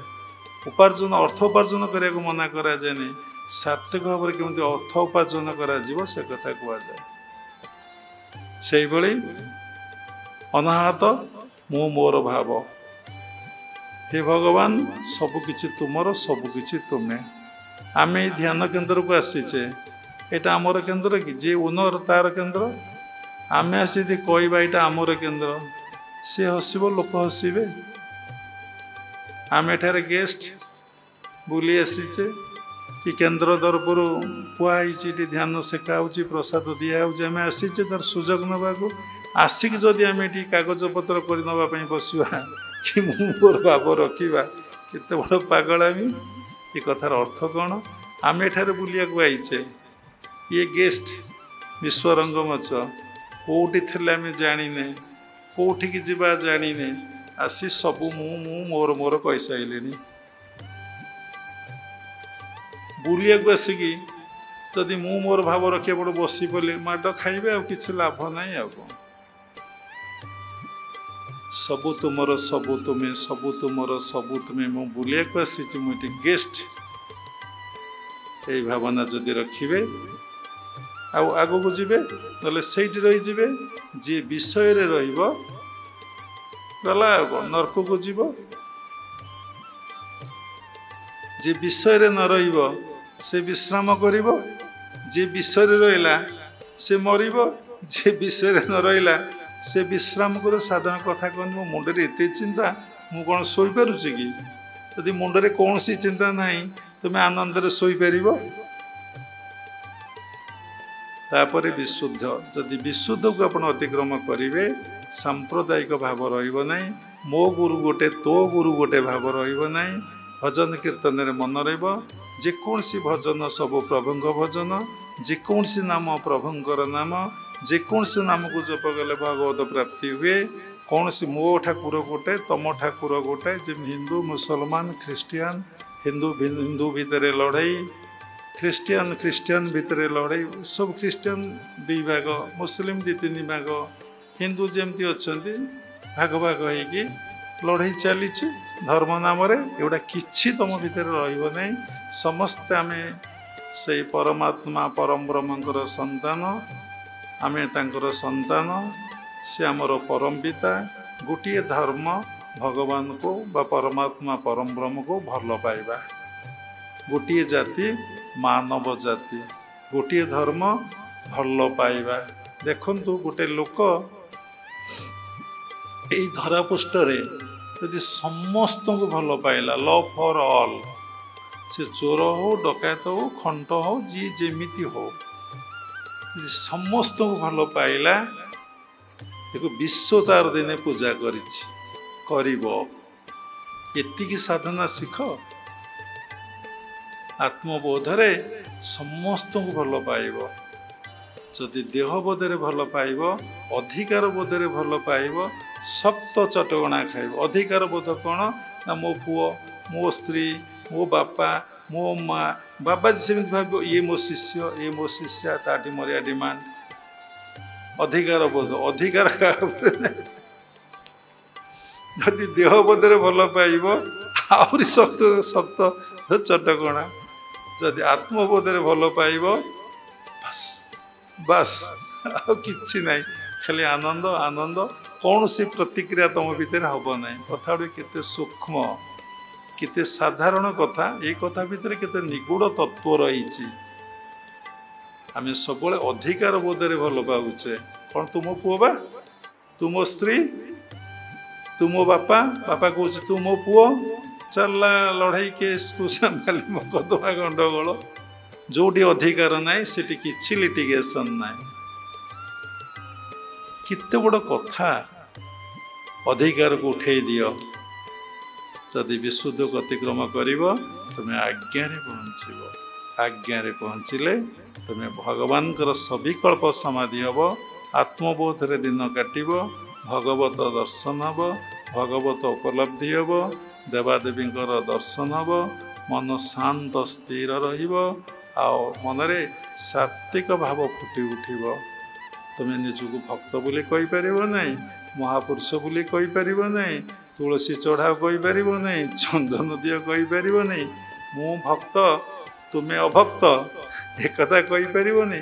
ସେ ଅନୁଭବ କରିବ କ'ଣ ନା ମୋ ଭିତରେ ଭଗବାନ, ସବୁରି ଭିତରେ ଭଗବାନ, ମୋ ଭିତରେ ଆତ୍ମା, ସବୁରି ଭିତରେ ଆତ୍ମା। ଏଇଠି ସାଧକ ଅଟକି ଯାଆନ୍ତି। ଯେତେବେଳେ ସାଧକ ଭାବିବ ନା ମୁଁ ତ ଏଇଠି ଅଟକି ଗଲି, ଭଗବାନ କୁଆଡ଼େ ଗଲେ, ଭଗବାନଙ୍କର ବିଭୂତି ଐଶ୍ୱର୍ଯ୍ୟ ମୋତେ ପ୍ରାପ୍ତି ହେଲା, ସେ କୁଆଡ଼େ ଗଲେ, ତାଙ୍କର ବିଭୂତି ଐଶ୍ୱର୍ଯ୍ୟ ଯଦି ଏତେ ଆନନ୍ଦ ଏତେ ପ୍ରେମ ମନକୁ ଦେଉଛି ତାହେଲେ ସେ କେତେ ଆନନ୍ଦମୟ, କେତେ ପ୍ରେମମୟ। ଏଇ ବିଷୟରେ ଗୋଟେ ଏକ୍ଜାମ୍ପଲ୍ ଦେଲେ 10-20 ଦିନ ଆମେ କହିବୁ। ସତରେ ଶହ ଏକ୍ଜାମ୍ପଲ୍ ଆମ ପାଖରେ ଅଛି। ଶିରିଡ଼ି ସାଇବାବା ବସିଛନ୍ତି, ଗୋଟିଏ ଛୋଟିଆଟେ କଥା କହିବା। ସାଇବାବା ବସିଛନ୍ତି, ତାଙ୍କ ପାଖରେ ଜଣେ ଲେକ୍ଚର ବସିଛନ୍ତି, ସୁନ୍ଦରୀ ଯୁବତୀ 2 ଜଣ ଆସିଲେ ମୁସଲିମ। ସେ କଳା ପରଦା ପକାଇଛନ୍ତି, କଳା ଡ୍ରେସ୍ ପିନ୍ଧିଛନ୍ତି। ସେ କହିଲେ ବାବା ଆମେ ପ୍ରଣାମ କରିବୁ ନା, ପ୍ରଣାମ କର। ସେ ମୁହଁରୁ କଳା ପରଦା ଟେକି ଦେଇ ବାବାଙ୍କୁ ପ୍ରଣାମ କଲେ। ଏହି ସମୟରେ ଲେକ୍ଚର ଜଣକ ଦେଖିଲେ ସୁନ୍ଦର ମୁହଁ ଦୁଇଟା। ସମସ୍ତେ ସୁନ୍ଦର ଦେଖିଲେ ଆକୃଷ୍ଟ ହୋଇ ପଡ଼ନ୍ତି। ପୁଅ କ'ଣ, ଝିଅ କ'ଣ, ପୁରୁଷ କ'ଣ, ସ୍ତ୍ରୀ କ'ଣ, ସମସ୍ତେ ସୁନ୍ଦରକୁ ଭଲ ପାଆନ୍ତି। କିନ୍ତୁ କୌଣସି କଥାରେ ସୁନ୍ଦର ହେବା ପାଇଁ ଚେଷ୍ଟା କରନ୍ତି, ଭଲ କଥା କହିବା, ଭଲ କାମ କରିବା। ରୂପ ସୁନ୍ଦର ଅସୁନ୍ଦର ହିଁ ମିଳିଥାଏ ଜନ୍ମ ଜନ୍ମାନ୍ତର ସଂସ୍କାରରୁ। ଆଉ ସବୁ ତୁମକୁ ସୁନ୍ଦର କରିବାକୁ ପଡ଼ିବ ରୂପକୁ ଛାଡ଼ିଦେଲା ପରେ। କାମ, ଚାଲି ଚଳନ, ବ୍ୟବହାର ଏସବୁ ନିଜେ କରିବାକୁ ପଡ଼ିବ। ସେ ଲେକ୍ଚର ଜଣ କ'ଣ କଲେ, ସେ ଝିଅ ଜଣଙ୍କୁ ଦେଖି ଆକୃଷ୍ଟ ହୋଇ ପଡ଼ିଲେ। ପାପ ଚିନ୍ତା ମନରେ ହେବ, ସମସ୍ତଙ୍କର ହୁଏ ହେଲା। ଏହି ସମୟରେ ଶିରିଡ଼ି ସାଇବାବା ଗଲେ, ସେ ଝିଅ 2 ଜଣ ପ୍ରଣାମ କରି ଚାଲିଗଲେ। ସେ ଲେକ୍ଚର ପିଠିରେ ଗୋଟେ ଥାପଡ଼ା ଦେଲେ। ମନର କଥା ବୁଝିପାରୁଥିଲେ। କହିଲେ ଯଦି ଭଗବାନଙ୍କର ଐଶ୍ୱର୍ଯ୍ୟଟା ଏତେ ଆନନ୍ଦମୟ ପ୍ରେମମୟ, ହେଲେ ଭଗବାନ କେତେ ଆନନ୍ଦମୟ ପ୍ରେମମୟ ନ ହୋଇଥିବେ। ତାଙ୍କୁ ପ୍ରାପ୍ତି ପାଇଁ ଚେଷ୍ଟା କରୁନ। ଏ ସାଧାରଣ ନଶ୍ୱର ଶରୀରକୁ ଦେଖି ପୂଜ ରକ୍ତ ମାଂସ ହାଡ଼ର ଶରୀର, ଆଜି ଅଛି କାଲି ବାର୍ଦ୍ଧକ୍ୟ ଆସିବ, ଆଜି ଅଛି କାଲି ରୋଗଗ୍ରସ୍ତ ହେଇଯିବ। ସାମାନ୍ୟ ମୁହଁରେ ଟିକେ ବ୍ରଣ ହେଲେ, ଘା ହେଲେ ସେ ମୁହଁକୁ ଅନେଇ ହେବ ନାହିଁ। ସେଇଭଳି ଆମେ ଭଗବାନଙ୍କର ସୌନ୍ଦର୍ଯ୍ୟ ପ୍ରତି ଠିକ୍ ଆକୃଷ୍ଟ। କିନ୍ତୁ ଭଗବାନ ପ୍ରତି ଆକୃଷ୍ଟ ନୁହେଁ, ହେଉଛି ଭଗବାନଙ୍କର ମାୟା। ସାଧକ ଫୋପାଡ଼ି ଦେଇ ଯଦି ପୁଣି ସାଧନା କରିବ, ସେ ଯାଇକି ବିଶୁଦ୍ଧ ସତଗୁଣର ଅଧିକାରୀ ହେଲେ ସେ ଆଉ କିଛି ଚାହିଁବ ନାହିଁ। ସେ କେବଳ ଭଗବାନଙ୍କୁ ହିଁ ଚାହିଁବ, କେବଳ ଭଗବାନଙ୍କୁ ସେ ଭକ୍ତି କରିବ, କେବଳ ଭକ୍ତି କରିବ। ଆଉ ସେ ଇନ୍ଦ୍ରପଦ ଚାହିଁବ ନାହିଁ, ବ୍ରହ୍ମପଦ ଚାହିଁବ ନାହିଁ, ରାଜରାଜେଶ୍ୱର ପଦ ଚାହିଁବ ନାହିଁ, ସମ୍ମାନ ଚାହିଁବ ନାହିଁ, ଯଶ ଚାହିଁବ ନାହିଁ, ପ୍ରତିଷ୍ଠା ଚାହିଁବ ନାହିଁ, ନାରୀ ଚାହିଁବ ନାହିଁ, ଧନ ଚାହିଁବ ନାହିଁ। କେବଳ ପ୍ରଭୁଙ୍କୁ ଚାହିଁବ, ପ୍ରଭୁଙ୍କୁ ଭକ୍ତି କରିବ। ଭଗବାନ 3ଟା ଜାଗା ଫୋପାଡ଼ି ଦିଅନ୍ତି। ନାରୀ ପାଖକୁ ଫୋପାଡ଼ି ଦିଅନ୍ତି, ଧନ ପାଖକୁ ଫୋପାଡ଼ି ଦିଅନ୍ତି, ପ୍ରତିଷ୍ଠା ପାଖକୁ ସମସ୍ତଙ୍କୁ ଫୋପାଡ଼ି ଦେବେ। ସାଧକ ସାଧିକା ଗୃହସ୍ଥମାନଙ୍କୁ ବି ଦେଖୁନାହାନ୍ତି। ସମସ୍ତେ ଆପଣ କେମିତି ନାରୀ ପାଇଁ ପାଗଳ ହୋଇକି ବାହା ହେଇଛନ୍ତି? କ'ଣ ବଂଶ ରକ୍ଷା ପାଇଁ, ସୃଷ୍ଟି ରକ୍ଷା ପାଇଁ ଆପଣ ବାହା ହେଇଛନ୍ତି? ଧନ ପାଇଁ କେମିତି ପାଗଳ ହେଇଛନ୍ତି? ପ୍ରତିଷ୍ଠା ପାଇଁ କେମିତି ସବୁ ନେତା ମନ୍ତ୍ରୀ MLA ସବୁ ବଡ଼ ବଡ଼ ଲୋକମାନେ କେମିତି ବାହ୍ୟା ହେଇ ସତରେ କ'ଣ ସେମାନେ ସମାଜର ସେବା କରିବା ପାଇଁ ଦୌଡ଼ିଛନ୍ତି? କ'ଣ ଜଣେ ପଲିଟିସିଆନ୍ ହେଲେ, ରାଜନୀତିଜ୍ଞ ହେଲେ ଦେଶର ସେବା କରିହେବ, ନହେଲେ ସେବା କରିହେବ ନାହିଁ? ମହାତ୍ମା ଗାନ୍ଧୀ କ'ଣ ଦେଶର ନେତା ଥିଲେ? ଉତ୍କଳମଣି ଗୋପବନ୍ଧୁ କ'ଣ ଦେଶର ନେତା ଥିଲେ? ମଦର ଟେରେସା କ'ଣ ଦେଶର ନେତା ଥିଲେ? ଏମିତି ଅନେକ ଅଛନ୍ତି। ସର୍ଦ୍ଦାର ବଲ୍ଲଭଭାଇ ପଟେଲ କ'ଣ ଦେଶର ନେତା, ସେ ନେତା ଥିଲେ? ସେସବୁ କ'ଣ ଯେଉଁମାନେ ଅନେକ ଅଛନ୍ତି ସେବା କରିଛନ୍ତି, ସେ କ'ଣ ପଲିଟିକ୍ସ କଲେ କରିହେବ, ନହେଲେ କରିହେବ ନାହିଁ? ପ୍ରତିଷ୍ଠା ସୁକର ବିଷ୍ଟା ଅଭିମାନଂ ସୁରାପାନଂ। ତେଣୁ ଯେତେବେଳେ ସବୁ ସାଧକ ଛାଡ଼ିଦେବ, କେବଳ ଭକ୍ତ କେବଳ ମୋତେ ଚାହେଁ, କିଛି ଯେତେବେଳେ ମନେ ରହିବେନି, କେବଳ ସେ ରହିଲେ ଶଯ୍ୟା ତ୍ୟାଗରୁ ଶଯ୍ୟାକୁ ନୁହେଁ ଜୀବନ ଥବା ପର୍ଯ୍ୟନ୍ତ ଶେଷ ନିଶ୍ୱାସ ପର୍ଯ୍ୟନ୍ତ ସେ କେବଳ ଭଗବାନଙ୍କ କାମ କରିବ ସ୍ଥୂଳରେ ଆଉ ସୂକ୍ଷ୍ମରେ ଭଗବାନଙ୍କର ସେବା ସ୍ଥୂଳରେ ତା ସମ୍ମୁଖରେ ଯିଏ ଆସିଲା ସମସ୍ତଙ୍କୁ ଭଗବାନ ବୋଲି ଭାବିକି ସେ କ'ଣ କରିବ ନା ସେବା କରିବ। କଥା ଏହା ଉପରେ ଆହୁରି ଅନେକ ସାଧନା ଅଛି। ତୁମେ ଏ ଜନ୍ମରେ ଏତିକି ଜାଣ, ଯଦି ଗୁରୁ ସେବା କରିବ, ଗୁରୁଙ୍କର ସାନ୍ନିଧ୍ୟ ଲାଭ କରିବ, ଆଉ ଗୁରୁଙ୍କୁ ବିଶ୍ୱାସ କରିବ, ଗୁରୁଙ୍କୁ ନିର୍ଭର କରିବ, ଏଇଟା ହେଲା ଗୋଟେ କ'ଣ ନା ରେଜଲ୍ଟ। ଏଥିପାଇଁ ପ୍ରୋସେସ୍ ଅଛି। କ'ଣ ଅଛି ନା ଟେକ୍ନିକ୍ ରହିଛି। ଯେମିତି କ୍ଷୀର ଭିତରେ ଘୃତ ରହିଛି, ତାକୁ ବାହାର କରିବାକୁ ହେଲେ କ'ଣ କରିବାକୁ ପଡ଼େ ନା କ୍ଷୀରକୁ ସେଜିବାକୁ ପଡ଼େ, ବସା ଦହି କରିବାକୁ ପଡ଼େ, ମନ୍ଥନ କରିବାକୁ ପଡ଼େ, ଲହୁଣୀ ବାହାରେ, ଲହୁଣୀକି ନିଆଁରେ ବସେଇ ଦିଆଯାଏ, ସେଥିରୁ ଘୃତ ବାହାରେ। ସେ ଘୃତକୁ ଯଦି କ୍ଷୀରରେ ପକାଇ ଦିଆଯାଏ ସେ କ୍ଷୀର ସହିତ ମିଶେ ନାହିଁ। କ୍ଷୀରରେ ଯେତିକି ଉପକାର ହୁଏନି ଘୃତରେ ତାର ଅଶେଷ ଉପକାର ହୁଏ। ସେ କ୍ଷୀର ଭିତରେ ଘୃତ ଥିଲା ତା ଦ୍ୱାରା ଅଶେଷ ଉପକାର ହୁଏ। ସେଭଳି ଦେହ ଭିତରେ ଦେହୀ ଅଛନ୍ତି, ବଡି ଭିତରେ ସୋଲ୍ ଅଛନ୍ତି। ତାଙ୍କୁ ଉପଲବ୍ଧି କରିବାକୁ ହେଲେ ତତ୍ତ୍ୱ ଗୁରୁଙ୍କ ଠାରୁ ଦୀକ୍ଷା ଗ୍ରହଣ କରି ଯଦି ଆପଣ ସାଧନା କରି କରି କରି କରି କରି କରି କରି ଚାଲିବେ ଆପଣ ବିଶୁଦ୍ଧ ସତ୍ୱଗୁଣରେ ଏ ଜନ୍ମରେ ପହଞ୍ଚି ପାରନ୍ତି। ତାଙ୍କ ସହିତ ମିଳନ ହେବା ଏତେ ସହଜ ଆଉ ସମ୍ଭବ ନୁହେଁ। ତାଙ୍କର କୃପା ନହେଲେ ସବୁ ତୁମକୁ ଛାଡ଼ିଲେ, ସାଧନା କରି କରି ଚାଲିଲେ ସେ ନିଶ୍ଚିନ୍ତ କୃପା କରିବେ। ସେ ଧରା ଦେବେ, ତୁମେ ତାଙ୍କୁ ଧରିପାରିବନି। ସେ କୃପା କରିବେ, ତୁମେ ତାଙ୍କ ସହିତ ମିଳନ ଏକକାର ହୋଇ ଯେଉଁଠୁ ଆସିଥିଲ ସେଇଠି ତୁମେ ପହଞ୍ଚି ପାରିବ, ନିଶ୍ଚିନ୍ତ ପହଞ୍ଚି ପାରିବ, ସବୁ ତ୍ୟାଗ କରିବ। ତେଣୁ ଗୃହସ୍ଥାଶ୍ରମରେ ଆପଣମାନେ ଅଛନ୍ତି। ଏଇ ଗୃହସ୍ଥାଶ୍ରମରେ ରହିକି କେବଳ ଆଦର୍ଶ ଗୃହୀ ହେଇପାରିବେ। କ'ଣ ନା ସରଳ ଜୀବନ ଟିକେ କାଟିବ, ସିମ୍ପଲ ଲାଇଫ। ଆଉ କ'ଣ କରିବୁ ନା ସାତ୍ତ୍ୱିକ ଜୀବନ କାଟିବୁ। ଯିଏ ସାତ୍ତ୍ୱିକ ଜୀବନ କାଟିବ ସେ ସରଳ ହେଇଯିବ। ଆଉ କ'ଣ କରିବୁ ନା ଜ୍ଞାନୀ ତତ୍ତ୍ୱଗୁରୁଙ୍କ ଠାରୁ ଆମେ ଦୀକ୍ଷା ଗ୍ରହଣ କରିବୁ। ଆଉ ପ୍ରତ୍ୟେକ ଦିନ ଗୀତା ଭାଗବତକୁ ଆମେ ପାଠ କରିବୁ। ନିଜ ଇନକମରୁ 10% 5% କମ୍ପଲସରି ଆମେ ଭଗବାନ ଭକ୍ତଙ୍କ ସେବାରେ ଭଗବାନଙ୍କ ସେବାରେ ଲଗାଇବୁ। ଆଉ ଗୁରୁଦେବ ଯେଉଁ ଉପଦେଶ ଦେଇଛନ୍ତି ସାଧନା ପାଇଁ ପ୍ରତ୍ୟହ କରିବା ପାଇଁ ଚେଷ୍ଟା ସକାଳ ସନ୍ଧ୍ୟା କରିବୁ, ଚେଷ୍ଟା ନୁହେଁ। ଅଲଗା ସମୟରେ ମନକୁ ଖାଲି ନ ରଖି ଆମେ କୌଣସି ଅବଲମ୍ବନରେ ଜପ ଧ୍ୟାନରେ ରହିବୁ। ଏତିକି ଗୃହସ୍ଥାଶ୍ରମ ରହି ଆପଣମାନେ କରନ୍ତୁ। ସେ ହାୟର ଲେବୁଲକୁ ହାୟର କନସିୟସକୁ ଯିବା ଏତେ ସହଜ ନୁହେଁ। ଗୋଟେ ଛୋଟିଆ ଶବ୍ଦଟିଏ କହିବି, ଚେତନାର ଏକତ୍ୱ ଭାବ ବୁଝିପାରିବେ। ଖଣ୍ଡ ଚେତନା ଅଖଣ୍ଡ ଚେତନା ସହିତ ମିଶିବ, ବେଷ୍ଟି ଚେତନା ସମଷ୍ଟି ଚେତନା ସହିତ ମିଶିବ, ଇଣ୍ଡିଭିଜୁଆଲ ସୋଲ୍ ୟୁନିଭର୍ସାଲ ସୋଲ୍ ସହିତ ମିଶିବ, ଘଟାକାଶ ମହାକାଶ ସହିତ ମିଶିବ। ସେ ଭୂମିକି ଯିବା ଏତେ ସହଜ। ନିର୍ଗୁଣ ଭୂମିକି ନିର୍ବିକାର ସ୍ତରକୁ, ନିର୍ବିଚାର ସ୍ତରକୁ, ନିସ୍ୱାର୍ଥ ସ୍ତରକୁ, ନିଷ୍କାମ ସ୍ତରକୁ ଯିବା ଏତେ ସହଜ ସମ୍ଭବ ନୁହେଁ ଆପଣଙ୍କ ପକ୍ଷରେ। ଯଦି ମନରେ ପ୍ରଶ୍ନ ଉଠେ ଆମେ କ'ଣ ପାରିବୁ ନାହିଁ? ନିଶ୍ଚିନ୍ତ ପାରିବ, କିନ୍ତୁ ତା ଗୃହସ୍ଥାଶ୍ରମରେ ହେଇପାରିବ ନାହିଁ। ଯେମିତି ଘରେ ବସି ମେଡ଼ିକାଲ ପାଠ ପଢ଼ି ହେବନି, ଇଞ୍ଜିନିୟରିଂ ପାଠ ପଢ଼ି ହେବନି। ଆପଣ ଘରେ ଯେମିତି ଏୟାରପୋର୍ଟ ମାନେ ଫ୍ଲାଇଟ୍ ଲ୍ୟାଣ୍ଡିଂ କରିପାରିବ ନାହିଁ। ସେଥିପାଇଁ ସ୍ୱତନ୍ତ୍ର ଅନୁଷ୍ଠାନ ଯଦି ଭୌତିକ ଜଗତରେ ରଖାଯାଇଛି, ତାହେଲେ ଆଧ୍ୟାତ୍ମିକ ଜଗତରେ ଏଇ ଯେଉଁ ଗ୍ରେଟ୍ ଆଚିଭମେଣ୍ଟସ୍, ରିଅଲ୍ ଆଚିଭମେଣ୍ଟସ୍ ଆପଣ ଗୃହସ୍ଥାଶ୍ରମ ସମ୍ଭବ ହେଉଥିଲା 100 ବର୍ଷ ପୂର୍ବେ, ଏବେ ନୁହେଁ। ଘରେ ଆପଣ ମାଛ ଖାଇବେ, ମାଂସ ଖାଇବେ, ଅଣ୍ଡା ଖାଇବେ, ତାମସିକ ଖାଦ୍ୟ ଖାଇବେ, ସେ ଘରେ ଆଉ ଜଣେ ସାଧନା କରିବ?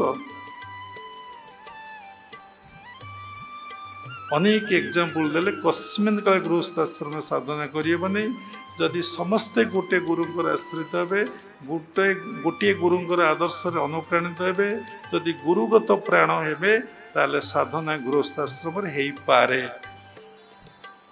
जदि गोटे लोक दीक्षित नहीं साधना आरंभ करिब से 2-3 वर्ष कान बड़ा खाइब एवं साधनारू अवसर नहीं तांको कथारे मर्ज करिब। 19 लोक जुआड़े जीव गोटे लोक सियाड़े जीव।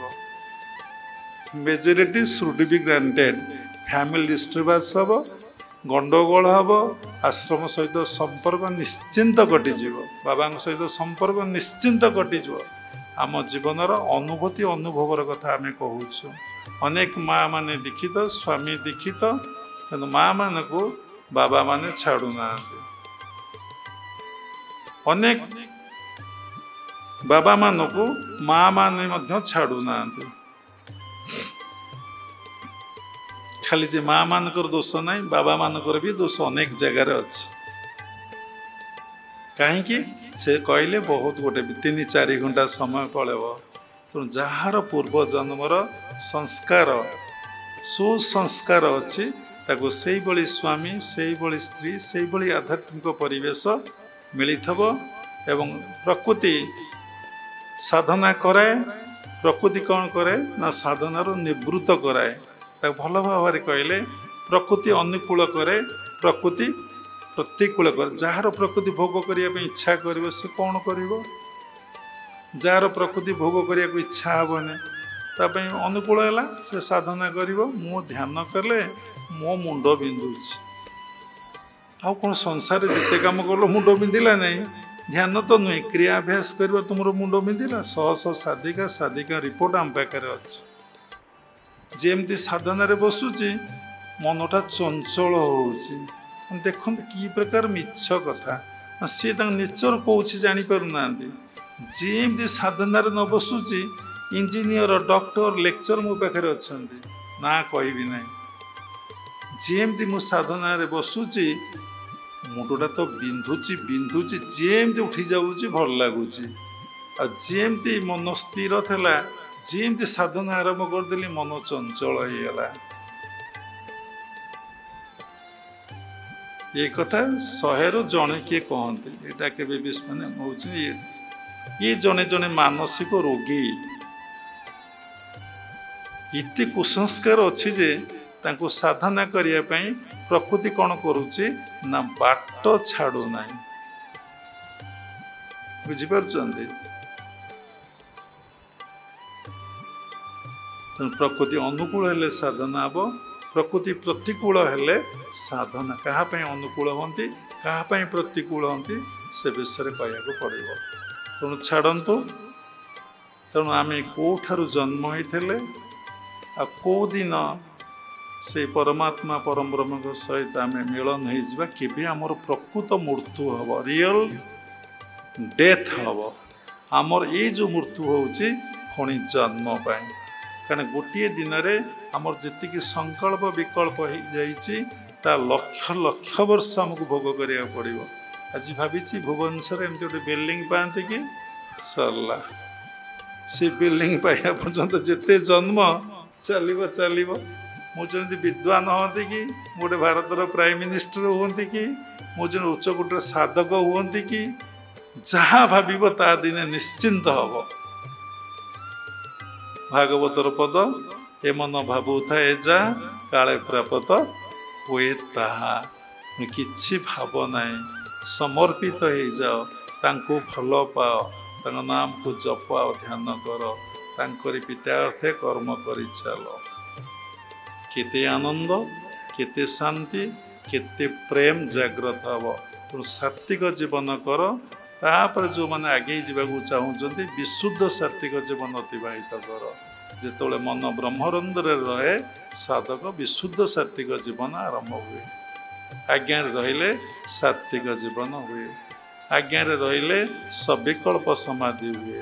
विशुद्ध रहिले निर्विकल्प समाधि पूर्व अवस्था साधक को प्राप्ति है। पूर्व अवस्था किंतु निर्विकल्प हुए ना। जितेबाला मन प्राण सहस्रार स्थित हो जाए से निर्विकल्प समाधि अवस्था प्राप्ति हुए। तेणु छाड़तु आमर जो जन्म से मृत्यु हम ना।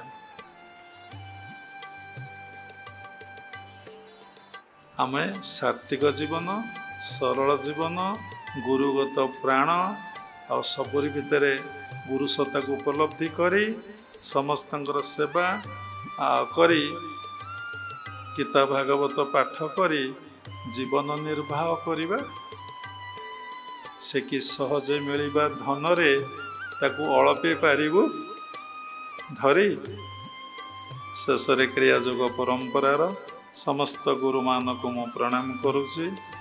विश्वर प्रत्येक संप्रदायर गुरु मान को मु प्रणाम करुछि।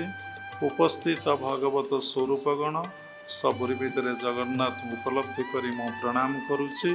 सर्वे भवन्तु सुखिनः सर्वे सन्तु निरामया सर्वे भद्राणि पश्यन्तु मा कश्चित् दुःखभाग् भवेत्। जय गुरुदेव जय जगन्नाथ हरि ओम तत्सत्।